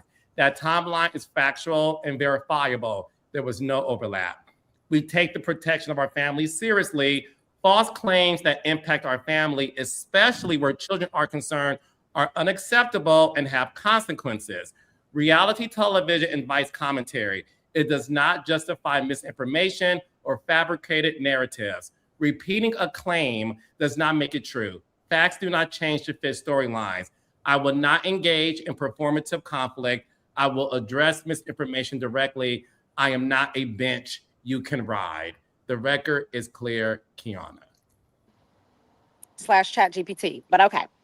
That was beautiful. It really was. And I wish that she had that same energy when it came to me and my family and the things that she was saying and how they misconstrued my whole story when I told it clear as day on your podcast. I wish that those same guidelines would have been followed. But congratulations on the statement. I got one last question for you, Mrs. Harris. Um, what the fuck did Kiana say about Wendy in the conversation that you haven't shared with the viewers yet? We got a lot of questions surrounding that, and if you don't feel like sharing it today, do you plan on telling us at some point in the future? You know, if they want to give us a whole scene at another time, you know, if she gets her 15 minutes extended and I do as well, then I'll be happy to share all of the details. But when you have a full on conversation that's over an hour long with someone, the gist of it was she can't be trusted, and along with a lot of other things while they were friends. So me sitting down in 10-minute, 15-minute interview to tell you all of the details just would not Be sufficient. suffice. So it's like basically while she was Wendy's friend, she was shit talking her and saying, you'll see for yourself, don't trust her. She does TV, et cetera, et cetera, et cetera. Who's the real friends on the show? Who's like the real friends? Child, I Nobody. wouldn't know because 'Cause I'm like, damn, they be hard on each. I'll be. it's, you know, I think that, and I am gonna be honest when I say this because I feel comfortable with you guys and I feel like you're a Yes. genuine group of people. Some of these women, this is their careers. So when it comes to wanting to protect maybe how they feed their families, I don't know, just assumption. But when it comes to wanting to protect that, they are willing to go to great lengths. They are willing to lie, scheme, and cheat and do whatever else it takes for them to stay on this platform. So I think that people come in with good intentions and then they realize, oh crap, I left my whole security realm of a corporate job and now this is it. What do I have to do to stay here? And unfortunately, that then tends to make friendships kind of difficult to navigate. Jazzy, who do you trust the least? I'm curious because you seem so genuine. I can see why someone fraudulent would feel threatened being around you. Very much so. I've been watching you. I'm like, oh, I completely get why they're scared. Who do you trust the least right now, currently? You know, the least I would have to say anybody that sits on that platform and can look in your face and straight lie, like several of them have done, in which honestly, Stacey and Kay have looked in my eyes and told bold-faced lies that they know were not true. And those kind of people scare me. Those kind of people scare me. That's fair. Okay. Well, I see it's getting dark in Yo and Jazzy. I love you, sister. Yes, thank you, The sun is Jassi. setting, honey. That's a little sunset vibe. Thank you so much for hopping in. Thank Too much. you. Thanks for Love having me, you. Much guys. love, And Jassi. Thank you so much. to Bye, the guys. producers of Potomac, I want Jazzy and KK back. I want round Me 2. too. Me too. Yes, Me let's too. extend those 15 minutes. Okay. Give me 15 minutes. Thank you, All I baby. need is 2 more, though. They can give me 2. Okay. Give my love to your hubby. Okay. Yeah. I will. Thanks, guys. All right. Bye, Thanks Jassi. all. Yeah. Not close till I get the next 15 going. She's Okay. very likable. Like, she's Hey. really Yeah. likable. Wow. Talk about round 2 of that. So listen, we had to start off that way. I want to get into the reunion. It picked up with Ashley versus Wendy. Ashley made her comment about I got one social security number, and then Wendy gave it nothing. And they talked about, well, Wendy said I do too, and she said, well, it says 6767. Which they made sure to show a headline that Wendy allegedly has 67 credit cards. Damn. Blue, what did you think about that whole dynamic between Ashley and Wendy as they were talking about Wendy's current situation? I think Ashley has unintentionally admitted that the same shenanigans that got her airtime are not working anymore. I think she agrees with us, because even when she was trying to bait Wendy, she had that zinger. I now see why she was the cliffhanger, because it very much plummeted right afterwards. Like, Wendy is really good at starving the girls. She'll starve you. She'll see you have a moment and she won't help you feed it. And I do feel that, honestly, looking at the text messages that Stacey revealed between her and Ashley, that Ashley is hurt because she thinks Wendy thinks she's better than her. I don't tend to give Ashley Darby too much grace because of the things that she does. She's a professional bone carrier, but I do think that Ashley has always felt judged by Wendy. And now that Wendy is having what she perceives to be an impending demise, she's reveling in it. And Wendy is starving her. Wendy is starving her. I would like to starve her as well. That second was too long. We didn't need that much goddamn Ashley. It was about 5 minutes, and it was 4.5 minutes too long for me. That is my feedback. I actually agree with you. It was too damn long. Nobody needs that much Ashley. I purposely watched Potomac. Kid, when I ate, I was home last night. I watched around 8:15 so I could fast forward a little bit. I did fast forward through Ashley's package. I read the captions. Yeah. Dustin. Well, because she don't got none. Like Wendy said, we knew she wasn't gonna be talking about shit, right? I think that Ashley had prepared herself. She did say in the interview when she was asked about the Cherie shit, she was like, well, I'll be at the reunion and I'll be sitting on ready. She said that. And so you could tell she had prepared some stuff. But I'm going to tell you, you can always tell when Ashley goes off script, because like the 6'7" thing was obviously a callback to the recent trend of the 6'7" shit that's, been all over. And a callback to also the 67 credit cards. But when she goes off script, it's gone. An example of that is when she started speaking about dating a congressman, and Stacey was like, with your history, please, you know what I'm saying? And she was like, well, I am a very upstanding member. And I say that with a capital U. You could tell she was just reaching for anything to be said at the moment because Stacey had caught her off guard. So I don't know. You know what I'm saying? I feel like Ashley, she's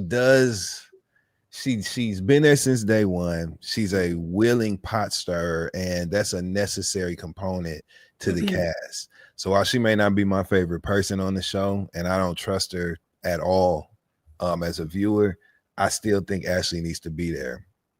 I do. I think that her brand of what she does is necessary. It's similar to Toya Bush Harris on Married to Medicine.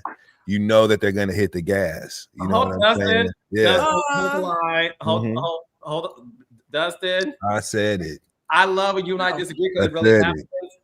Toya Bush, listen. 12 seasons in, Toya Bush Harris still gives you something outside of being the first multiplier.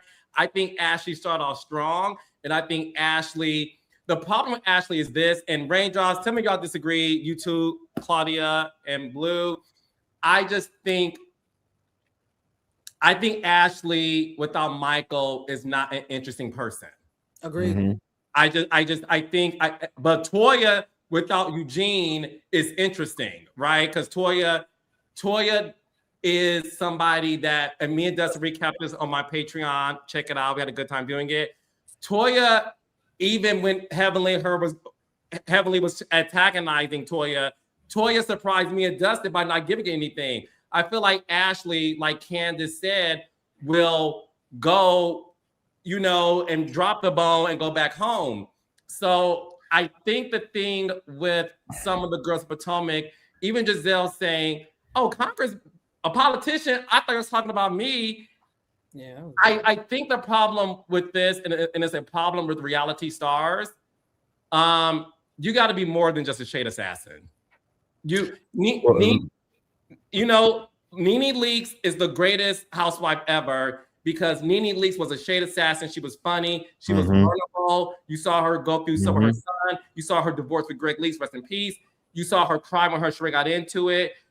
But you also saw her read a girl. You also saw her get red. You saw all these complex things. Same thing with Teresa Giudice. My point is, I think the reality girls and it is what it is. I think a lot of you girls think, and I'm telling you, you're going to get fired thinking this way. You're going to get fired, reality stars who are currently on television, if you continue to think this way. Be more than just shady. Be more than just stirring the pot. That is 35% of your job as a reality star. We want to see something real, and I think the problem that I will say I'm seeing more, and I think this part 2 reunion exposed it.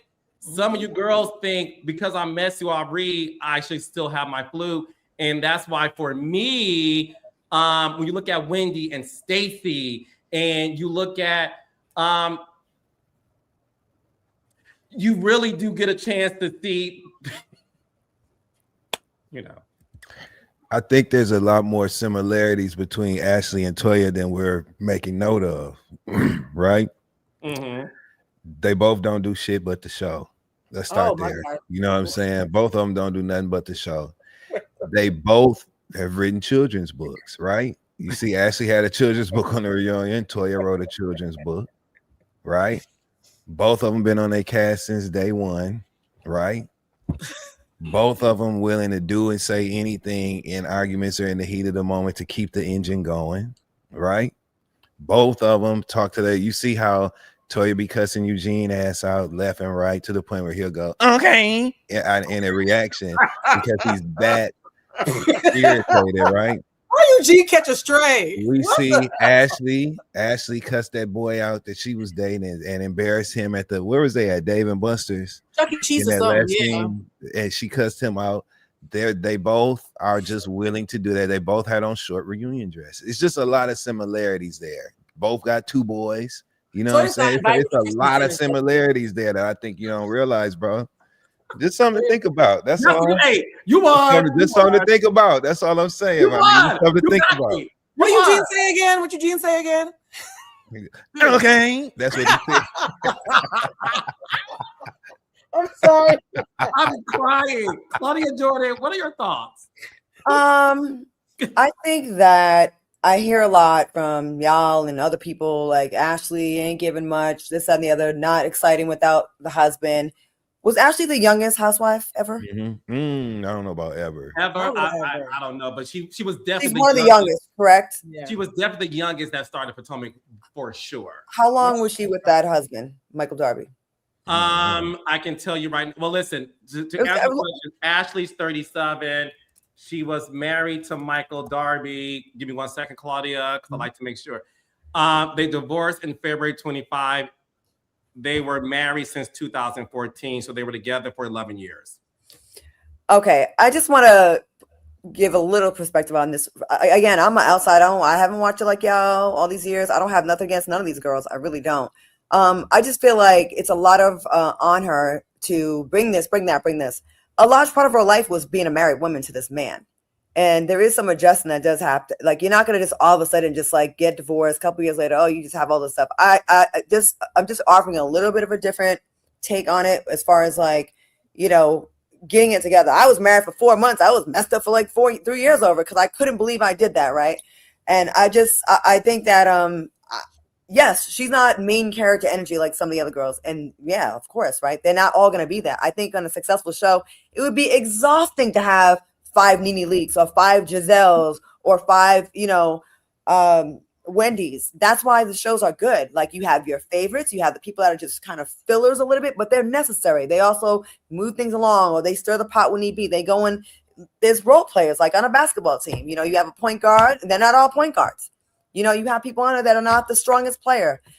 It's necessary. I think she does provide something. She kind of stirs up. She's willing to do the things that were like, ugh, she's annoying, but it keeps people talking about. I think Potomac it's very entertaining. Mm-hmm. I probably wouldn't want to be on that show because they work for their goddamn checks, including Ashley. Like she may not have the man right now, and she is doing some weird shit. I could definitely agree with y'all on that with the son and all that kind of stuff. She's doing some weird stuff, but it's part of a team that ends up being a very successful show that works, like with all those parts that are in it right now. I don't feel like even with the lack of the dating storyline or whatever, I still feel like she's she is part of the show that it makes it great. Question, she's not mean she's the best character on there, but I'm like, okay, she does some shit that makes us be like, what? Question, Claudia, because you started watching this season, right? This is like your first season watching the show. I saw some like a couple years back when I was in Salon. I did a whole I think I was there for like 5 hours, and there was a couple times we did that. But yeah, as far as like weekly, loyally watching every week, yes. Okay, yes. So like knowing you, right? And I think this is actually something that you and I have in common, right? We like to give people a fair shot, and we like to root for the underdog when it's deserving, right? When they deserve the support, we do that. Do you feel like, based on you starting to watch the show this season, like full time or whatever, you feel like Ashley get a lot of like hate and like negative comments and stuff, and you feel like, do you look at her as like the underdog of this season from your view? I think there's a few, not as much, maybe not her. You know what I'm saying? When you watch this season, do you feel like, damn, she the underdog? Like she ain't as bad as people say she is. Is that how you feel when you watch this season, or how do you feel? I could see her being annoying to people. I'm not blunt. I could see her being like people being like, all right, Ashley, that's enough. But I also think like every franchise has annoying people on there. If we're gonna keep it a buck. There's not. Yeah, I think the difference is this. She's been on the show for 12 consecutive seasons. And listen, let me not announce it. I'll have him go first. I was talking to a former housewife who has a podcast. And she asked me, do I think that some housewives should be on the show for a certain amount of time and then have a break? And I said, I actually think yes. Mm-hmm. Unless you're somebody that is interesting enough to really warrant still being there. I think there's a lot of girls on reality TV now that deserves a break because you have to miss it and you have to come back with something. I think the problem with Ashley, and I agree with all of you guys, right?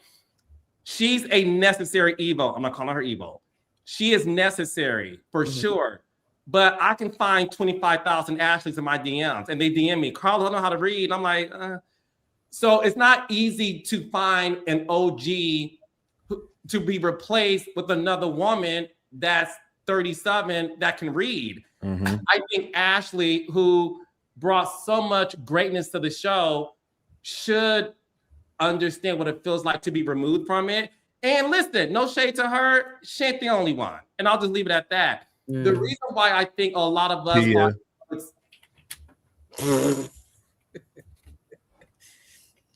sorry. I think the reason I mean, he's not wrong though. But go ahead, friend. Go ahead. He's not wrong. I think the reason why a lot of us love Stacey is because she's a breath of fresh air and we get to get something new. I like Kiana. I think she's great. I don't see the problems I have with her, but that's just me. I like Jassi. I think Jassi's great. I think Angel had potential. I think Angel should have come with more due process. But my point is, I just think that for OG, you got to be more than just reading me. I honestly don't think that she is a necessary evil. I think she's redundant afterthought. Oh, okay. Because to your point, in a world full of Stacey's, honestly, even Angel. If Angel and Jassi and Kiana get into some weird, interesting kerfuffles, and Stacey's there to spread confusion and interesting performative lies, and Wendy is hopefully out of the clink clink, and Giselle's just being dead mother, I could see us still enjoying the show without Ashley, because I kept forgetting she was on the show until she had to go to Chuck E. Cheese to do her mandatory quota. And in the same way we acted like we needed Robin Dixon, it was going to be the end of the world. I haven't missed Robin since she left.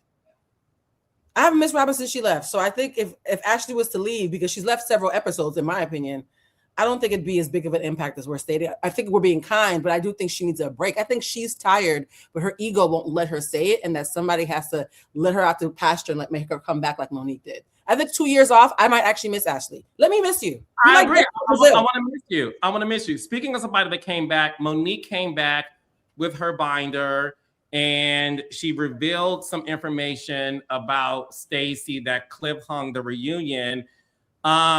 Dustin, I'll start with you on this one. What are your thoughts on Monique's comeback this season, bringing back the binder at the reunion, and then having information about Stacey that she has to allegedly expose her with? I'm glad that she gave us a chance to say our last words to the binder. I hope that it is put to rest after this. They should probably keep it in the Bravo Clubhouse, or maybe put it on display at BravoCon, since Monique is back into the zeitgeist now. But we don't need to see that no more. Okay, let it live where it's been. I also think that it was strategic. You know what I'm saying, on Monique's behalf. I think that Monique's return to the series, she's had a very strategic, methodical approach to her housewifery. You know what I'm saying? And I think that it's worked, because people have, it appears that people in her group are expressing that they feel her change has been sincere. You know what I'm saying? So that's good. It's a new Monique. I'm glad to have her back. That's how I feel. But I don't want to see that motherfucking binder no more. We don't need no more props. None of that. Monique was at her best as a housewife when she was in the heat of the moment, reacting to certain stuff or flossing her wealth. You know what I'm saying? So we just need her to show us a little bit of that. But whatever that new part of her personality looks like, then I'll be happy. Claudia? I don't think she was used right. Or it was, I feel like she's so much more than what she was this season. I like her. I think she's dope. I think she's beautiful. I think she's cool as hell. She's a girl that I would want to hang out with. But I felt like womp, womp, womp. And I'm putting it on the producers, not even her. I just felt like she could have been. Why though? I don't know. I just was like, But I wouldn't blame the producer. I mean, listen, I don't work on the show, but I just wanted to know why you would blame the producer. That's all, Claudia. Because we've seen her be like big on these shows. We've seen her be like, I don't know. I just feel like it's like when you have a football team and you get the best quarterback, or you get a good ass quarterback from another team, then you don't know, like, you don't play them right. I don't know. I just felt like it didn't land. Like, I want to see more from her because I like her. And I feel like we spent a lot of time on everybody else, but I'm just like, it was definitely billed to be big for her coming back, right? And then I think it kind of fell a little flat. But I like personally for her, and please don't take this as into the audience watching as me having any kind of hate for her, because I don't. I'm saying I really like her. Right. She's like one of my favorite people out there. Like I like her a lot. I just felt like it just didn't land. And I'm just like, I think we spent too many episodes in Colorado. Too many episodes talking about Angel. Where I don't know. I think there's a lot of darkness in her life with her divorce that she's trying to avoid. I don't know. I just was like, ugh. It felt a little awkward, And I hope for next season she's back. That I want to see her dating. I want to see her starting her life, like getting back into the swing of things with her life, because I think she has a lot to give, and I want to see more from her. I really do.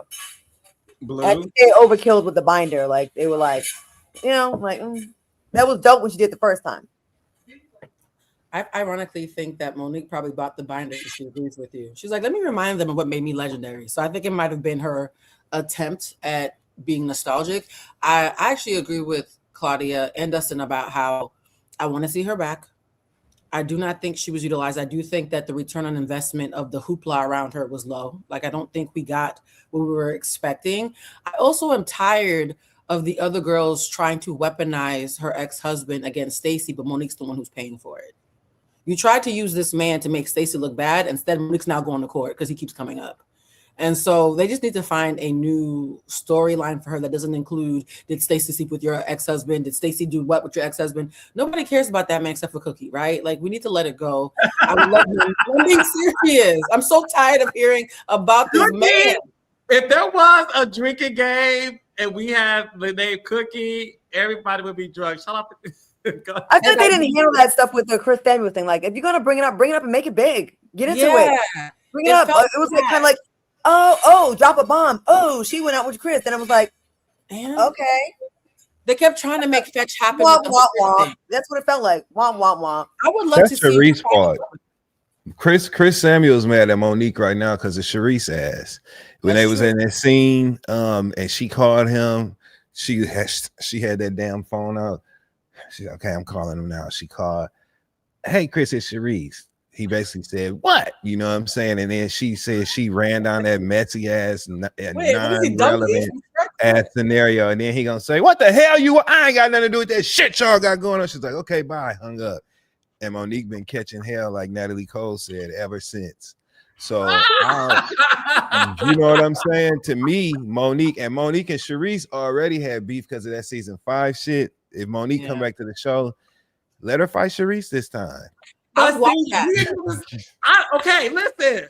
I'd watch that. In the comments, my dream cast is this, and I'll save it.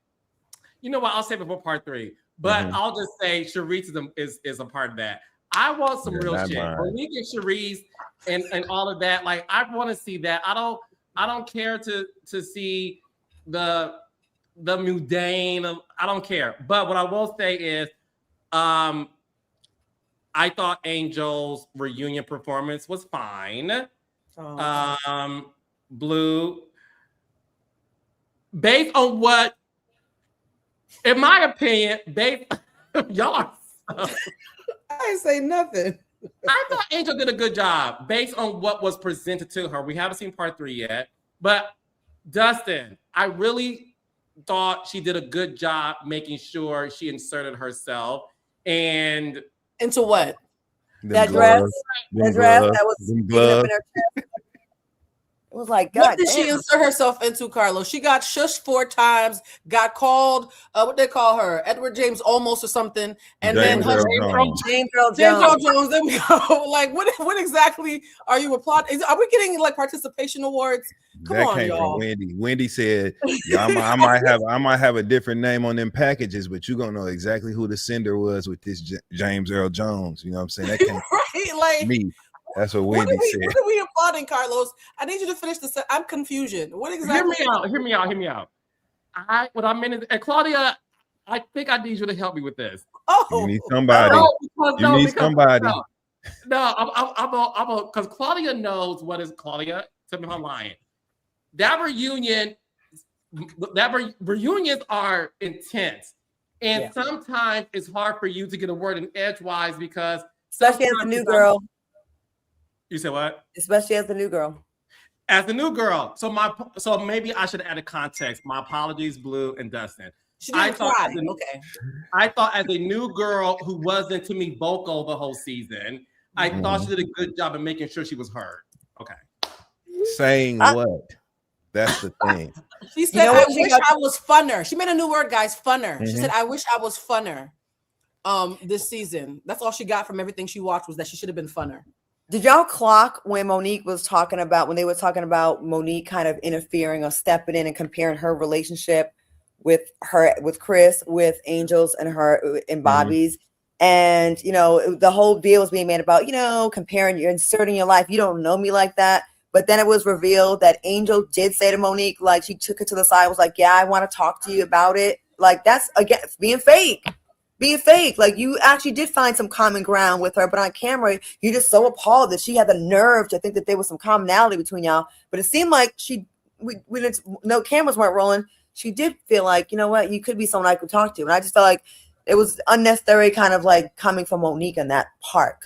And that's why, Claudia, thank you for bringing that up. That's why, remember, I said to y'all weeks ago, I said, look, in Monique's defense, what I saw, I didn't think Monique was projecting. The raindrops read me.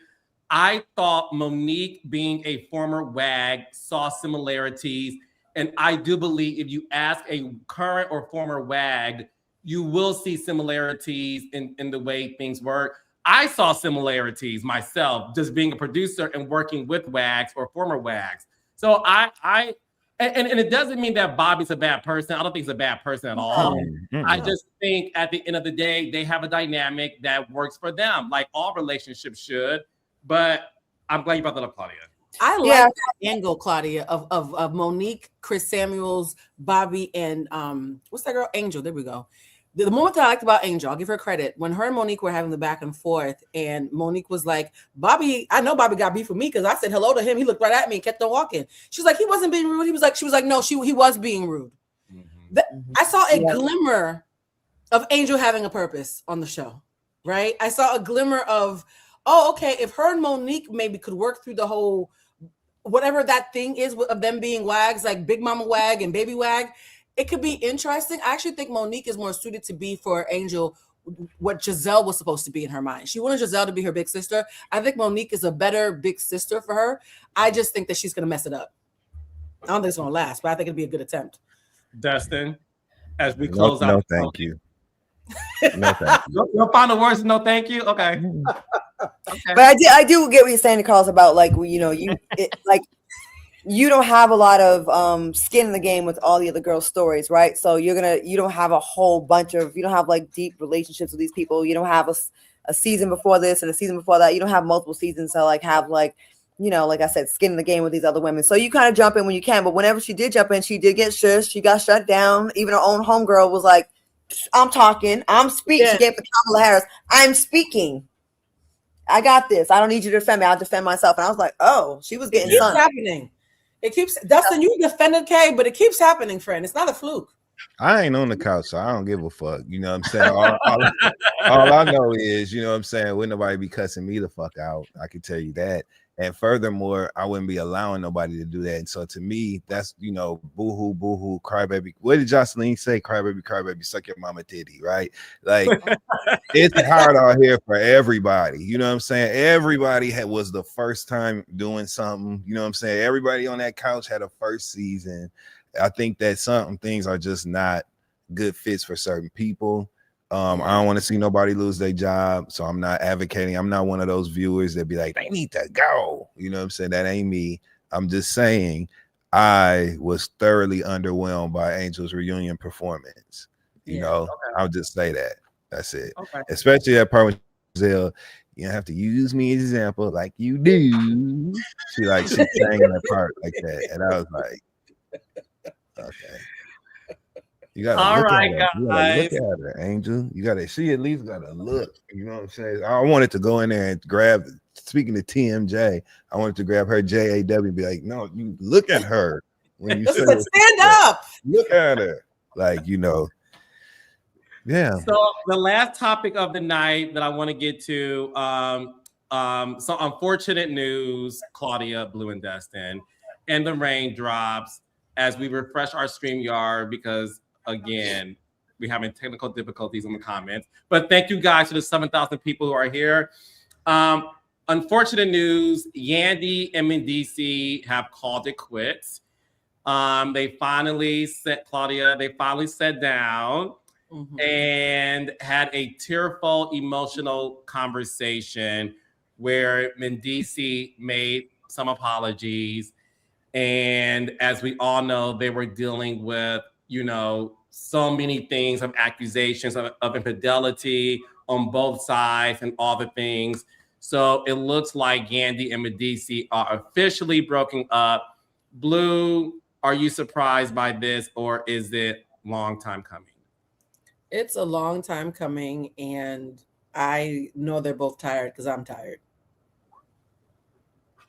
Come on. It's a lot happening. We saw him run off and do music videos and have questionable allegations. We saw her hold him down when he was in the Clink Clink and they were married. Psych, no, they weren't.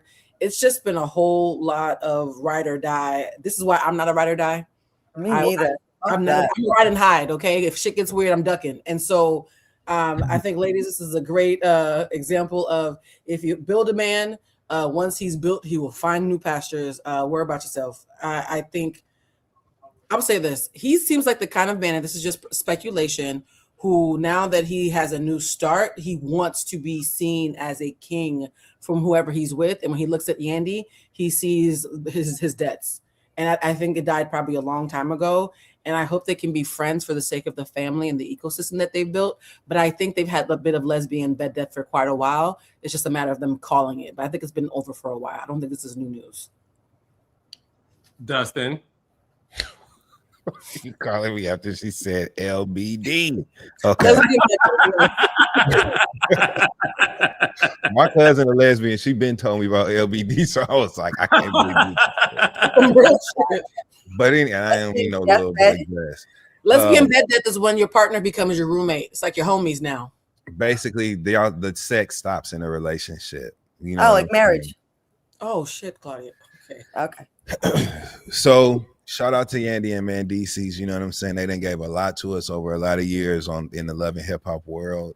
I feel cheated because I always felt like us watching Yandy hold him down while he did that bid was to watch him come home and then build the family out and have the thing. Me personally, I ain't never did no bid, so I don't know what the mindset is like. But if my girl held me down like that, you know, and especially if we had children, I would feel indebted to like see it through. And I have a hard time seeing people who have an immense opportunity to express immense gratitude for something that deserves it. Like he should pedestal Yandy and treated her like a queen type real shit after he got out of jail. And maybe he did in his own way. Maybe their relationship was over before he even went. We don't know. But based on what we seen, it seemed fucked up that he would do Yandy like that, quote unquote. After we saw her hold the family down, always go to war with the mothers of his other children. You know what I'm saying? She just always had Mendecee's back. And I hate to see them break up, but I'm glad Yandy can stop crying. You know, because I've been seeing Yandy make the same face since she was out in the streets during the Black Lives Matter protests when they pepper sprayed her and she was leaning forward. Oh my God, what's happening? Doing all that. That's the same face she was making when she was crying. Carlos turned it off. That she was making that same face from when she got pepper sprayed when they was having that conversation and the emotions got tough. You know what I'm saying? We've been seeing that same face since she was getting sprayed. Get my sister! They pepper sprayed my sister! Y'all seen it. Yandy was making that same face at that table with Mendecee. So I'm just glad she can straighten her face out. You know what I'm saying? She done with his ass. She can relax her countenance. She can just that's it. So I'm glad. I'm happy for her. We don't see Carlos anymore. He has exited the chat. Claudia Jordan. He's protecting his peace. Did someone just come to your house, Carlos? Yeah. I wish. I have people back in the background walking in and out. From Dustin. Lord Jesus. Okay. You know what? Yandy needs now that we know that they were never really married. I give her even more props. I would never. Hey man. The drug dating time of my life was 1991 and 1992. That's it. It was one time. Okay. It was 18 months. Okay. And I'm saying, like, if there was ever a time I was gonna do that, it was back then. Well, then once I was older, because he bought me a coat that was like $700. But anyways, not saying he's a drug dealer, but like that whole ride or die. If you go to jail, I want you to know this. When you were doing the thing that put you in jeopardy of going to prison, that's where you showed me where I was as a priority in your life. Sorry, you go to prison. I'm one of the things you lose. I'm not doing it. And the fact that we found out later that the whole time she wasn't even his wife and she was doing that as a girlfriend.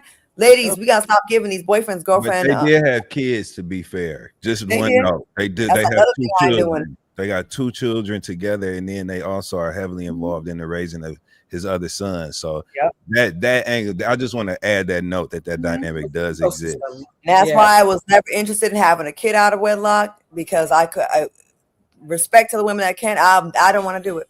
Me either. I ain't want kids so bad I'll turn gay. Oh my God, what is happening tonight? We started with TMJ. How did we get here? So that's how bad I ain't want no motherfucking kids. I'm gay. Okay? I said, fuck them. I don't want no risk. You know what I'm saying? I hear you. My thoughts and prayers go to Yandy and Mendecee, and she did him a solid. And listen, thankless job doing that. Ladies, Get stop. you a young boyfriend. Get you a young, sexy, strong-backed man to work it out, Yandy.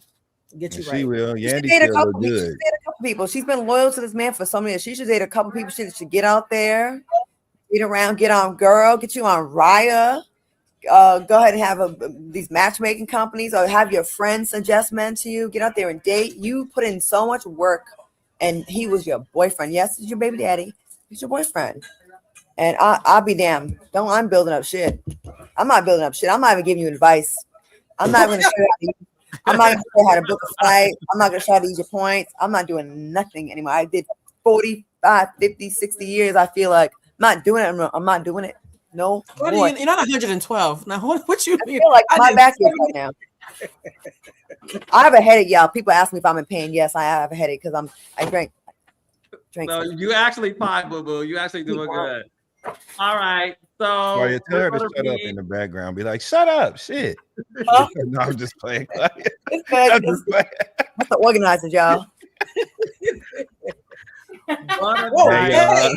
See my Hi. professional golfers right here, like kicking What up, ass, though? male dominated space. Beautiful. Like, And she's the queen. well, I can't golf though. Like they are. Yeah, she's lying. You Well, stole her pretty good. from us. She was supposed Y'all to take care of our girl. Take care of our girl, y'all. We're like, where's gorgeous Claudia? Gorgeous Everybody's so girl. attractive. This is interesting. Very attractive golf players. A lot of baddies here. A lot I'm of gonna baddies. read the super chat. What a crazy night this was, as always. All right, top of the super chats. We have 45. I'm gonna try to get through this without laughing. Okay, Felicia Baxter. King's energy seems off. Is married to medicine. Suspect Toya was right. Who's going to tell Latrice banning speaking to Glendale and refusing to tape with them is getting old and not sustainable? Stacy Rush for the PT. What's the PT? The point. Oh, the point. Thank you, Dustin. Mhm. Hi, Trey. Wow. The RHOA trailer is dropping tomorrow. We Oh, might have wow. to regroup. Well, anyway, go ahead. I know. Yeah. Carlos. Dr. Jen Carlos, I'm on the last minute TDY with the military in Clarksville, Tennessee.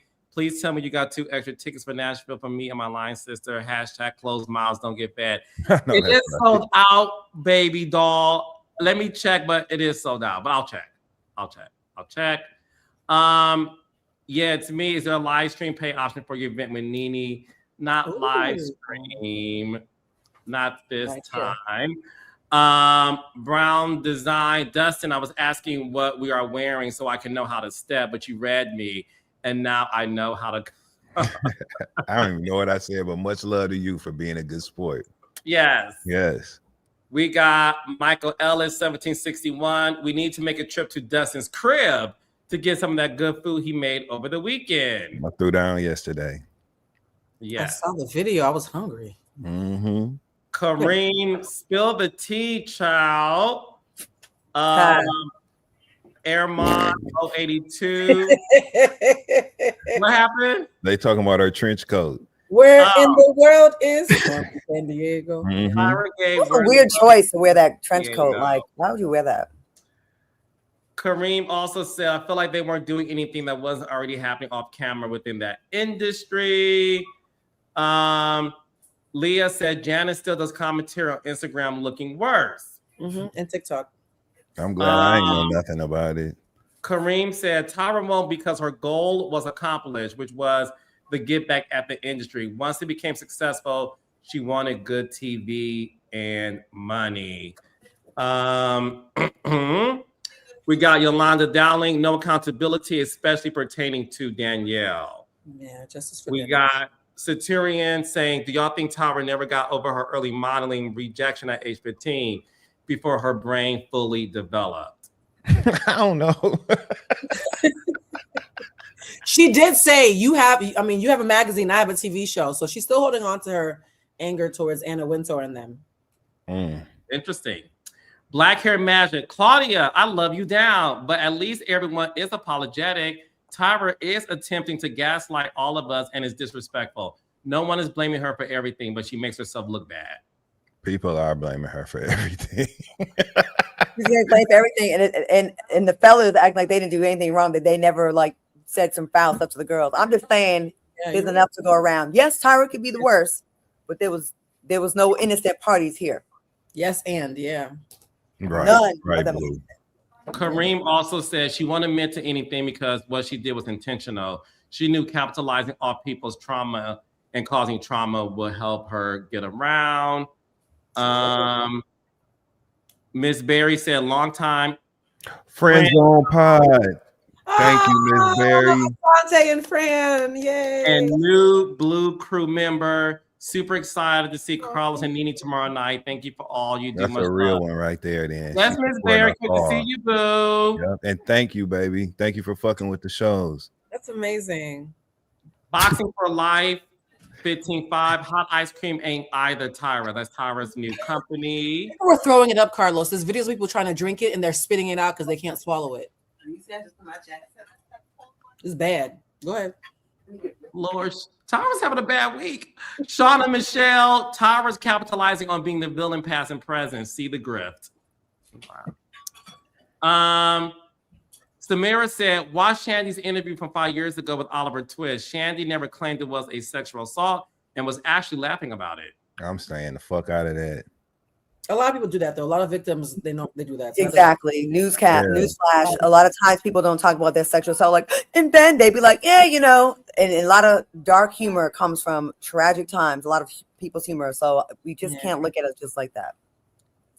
Kareem says she tried to get ahead of possibly being canceled. She was intentional about it, not an ounce of remorse because she's aware of where she wanted to be. Kareem been drinking tonight. Baby, love you, Kareem. Murphy Family 2840 said, I adore you for you covered Black reality TV with such eloquence. The event that Wendy shaded K was my event. Pics blurred because we didn't sign much backstory. Wait a minute. So wait, whoa, because it says the event that Wendy shaded K was my event. So this person is supporting what Kiana is saying took place. Or she's just referencing it. She could just be referencing it though. And, you signed the release. You signed the release for the event. Got it. He said it's much backstory. Okay, Murphy family. Hey, Murphy family. Next week, boo. Cause I want to hear that one. Conscious Beauty was a very young intern at Vibe magazine during Top Model, and we were deathly afraid of Tyra and Naomi. Sorry. Hey, Kareem. I was about to say, so this is all hearsay. She brung it up like she had receipts, talking about Jassi. Candace Kennedy, hello. Justin Jenkins, Stacy, please slow down. Stop. It's Jassi. Jassi, please slow down. I'm getting overwhelmed. The Real Tanzania, how you doing, Claudia? Ooh. How you doing? Yvette Boy K is insecure and jealous. She looked crazy about that picture frame. She lied about Wendy not acknowledging K. We got It's Can Girl. Angel deserves a second season. Jassi deserves to be full cast. Carlos, get Giselle next week, and we need a 101. Giselle is not gonna. I love for the four of us. Okay. Scotty G, my kid. You don't think sorry, I was muted. You don't think Giselle will come on here? The four of us? Oh, she'll do a one-on-one. Oh, we ain't worthy. I don't think she'll do a one-on-one. That's not shade to y'all. No. Really? Giselle, come on the show. We won't jump. You come outside. I would love for Giselle to come. I would love for all of them to come on. The only one who told me they'll never do it was Karen. And that's why I respect her, because at least she said it to my face. She was real about it. She said at the time she was going through what she was going through. So listen, come on, Karen. You never know. Jay Williams, reality TV has evolved. Ashley hasn't, and it's boring. Lord Jesus.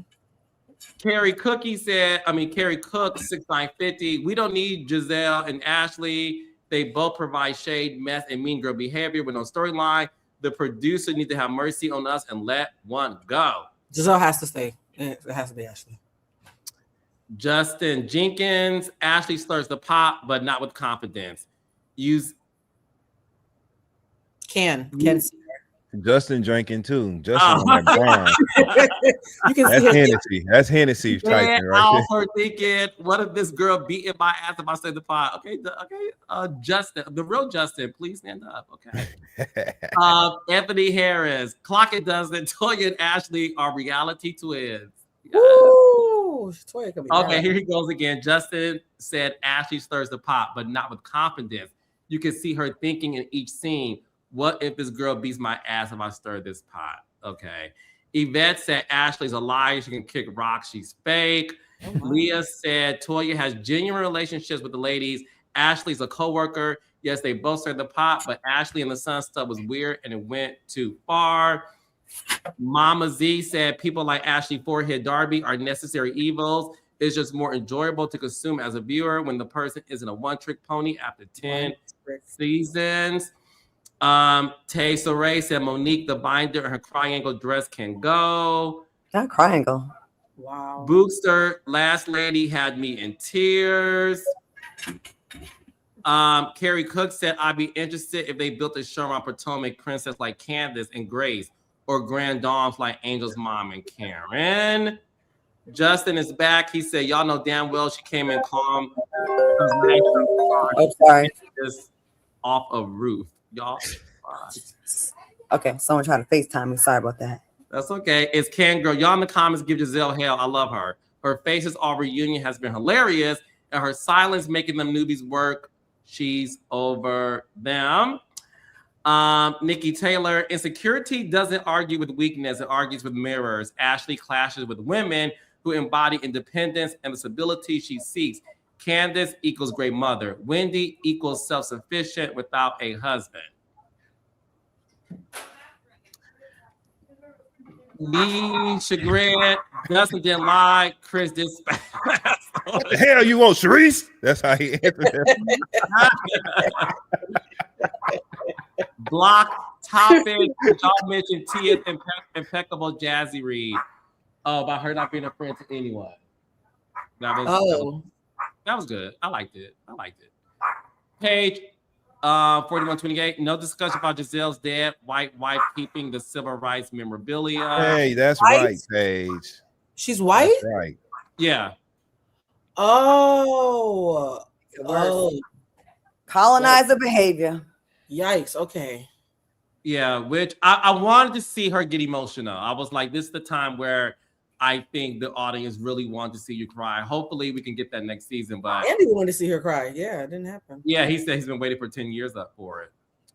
Like with Shy, imagine having a kid with your finance and are y'all drinking tonight, y'all? They are drinking tonight. They are drinking tonight. Okay. Wow. Lord. Eula Dobbs said, Blue Crew in the house. Knowledge was dropped tonight per usual. Thank y'all for making my Mondays night so fun. Blue Crew. Mika Smith, Jassi wants unfair speaking. Okay, I do not believe her. Brown Eye Girl, someone told Mo Stacey told Chris is filming with the kids. Okay. I'm writing shorthand tonight. LaWanda said, please somebody go get 50 Cent before T.I. get to him. Baby, the way King Harris cussed 50 Cent the fuck out on the Instagram today, the way he stepped by his mama. As he should. That's your mama. Don't play. I'm here for you defending your mama all day long. Yeah. Right. Our last chat is back with Murphy family. She said, I DM'd you guys about my event and all the times the producers contacted us, and no, I was not taking a side. That's in regards to Wendy and Jassi. All right. Look, thank you to the 7,000 people who joined tonight. Claudia Blue, Desmond, I love you guys. We are back next week to recap part 3 of the reunion. Anything I want to plug, Blue, Claudia, Dustin? Nope. I love working with y'all. Shout out to Monday nights. And Image Awards this weekend. Carlos and I both are nominated, and hopefully we both get a trophy. And coming on Wednesdays. And I have another movie that's dropping. That Chris Stoke just sent me the flyer, but he did amazing Photoshop on the face, and the girl is so pretty. It does not look like me. It's Annie. Annie was like, "Who? Who are these people?" So I'm gonna let. Who is this? Up to you. I want to look like that. Like that's a picture I would take to the plastic surgeon. Be like, can you make my look? I want her face. Claudia, you are absolutely perfect, and you look like Thank you. Jinky. No, well, thank you. I will say this. I realized a little. So you guys know I have Blue Centric Live on YouTube, and though I recognize that I do spicy, and Dustin, your podcast Friend Zone is like the Greek yogurt on the spicy dish. I had finished doing a spicy episode of my show, and then I listened to your show, and it was real wholesome afterwards, and I feel like a good person. So See, because you are Blue. Yes. Good. If you want to, and his co-star has the same birthday as me, but she's me with more zen.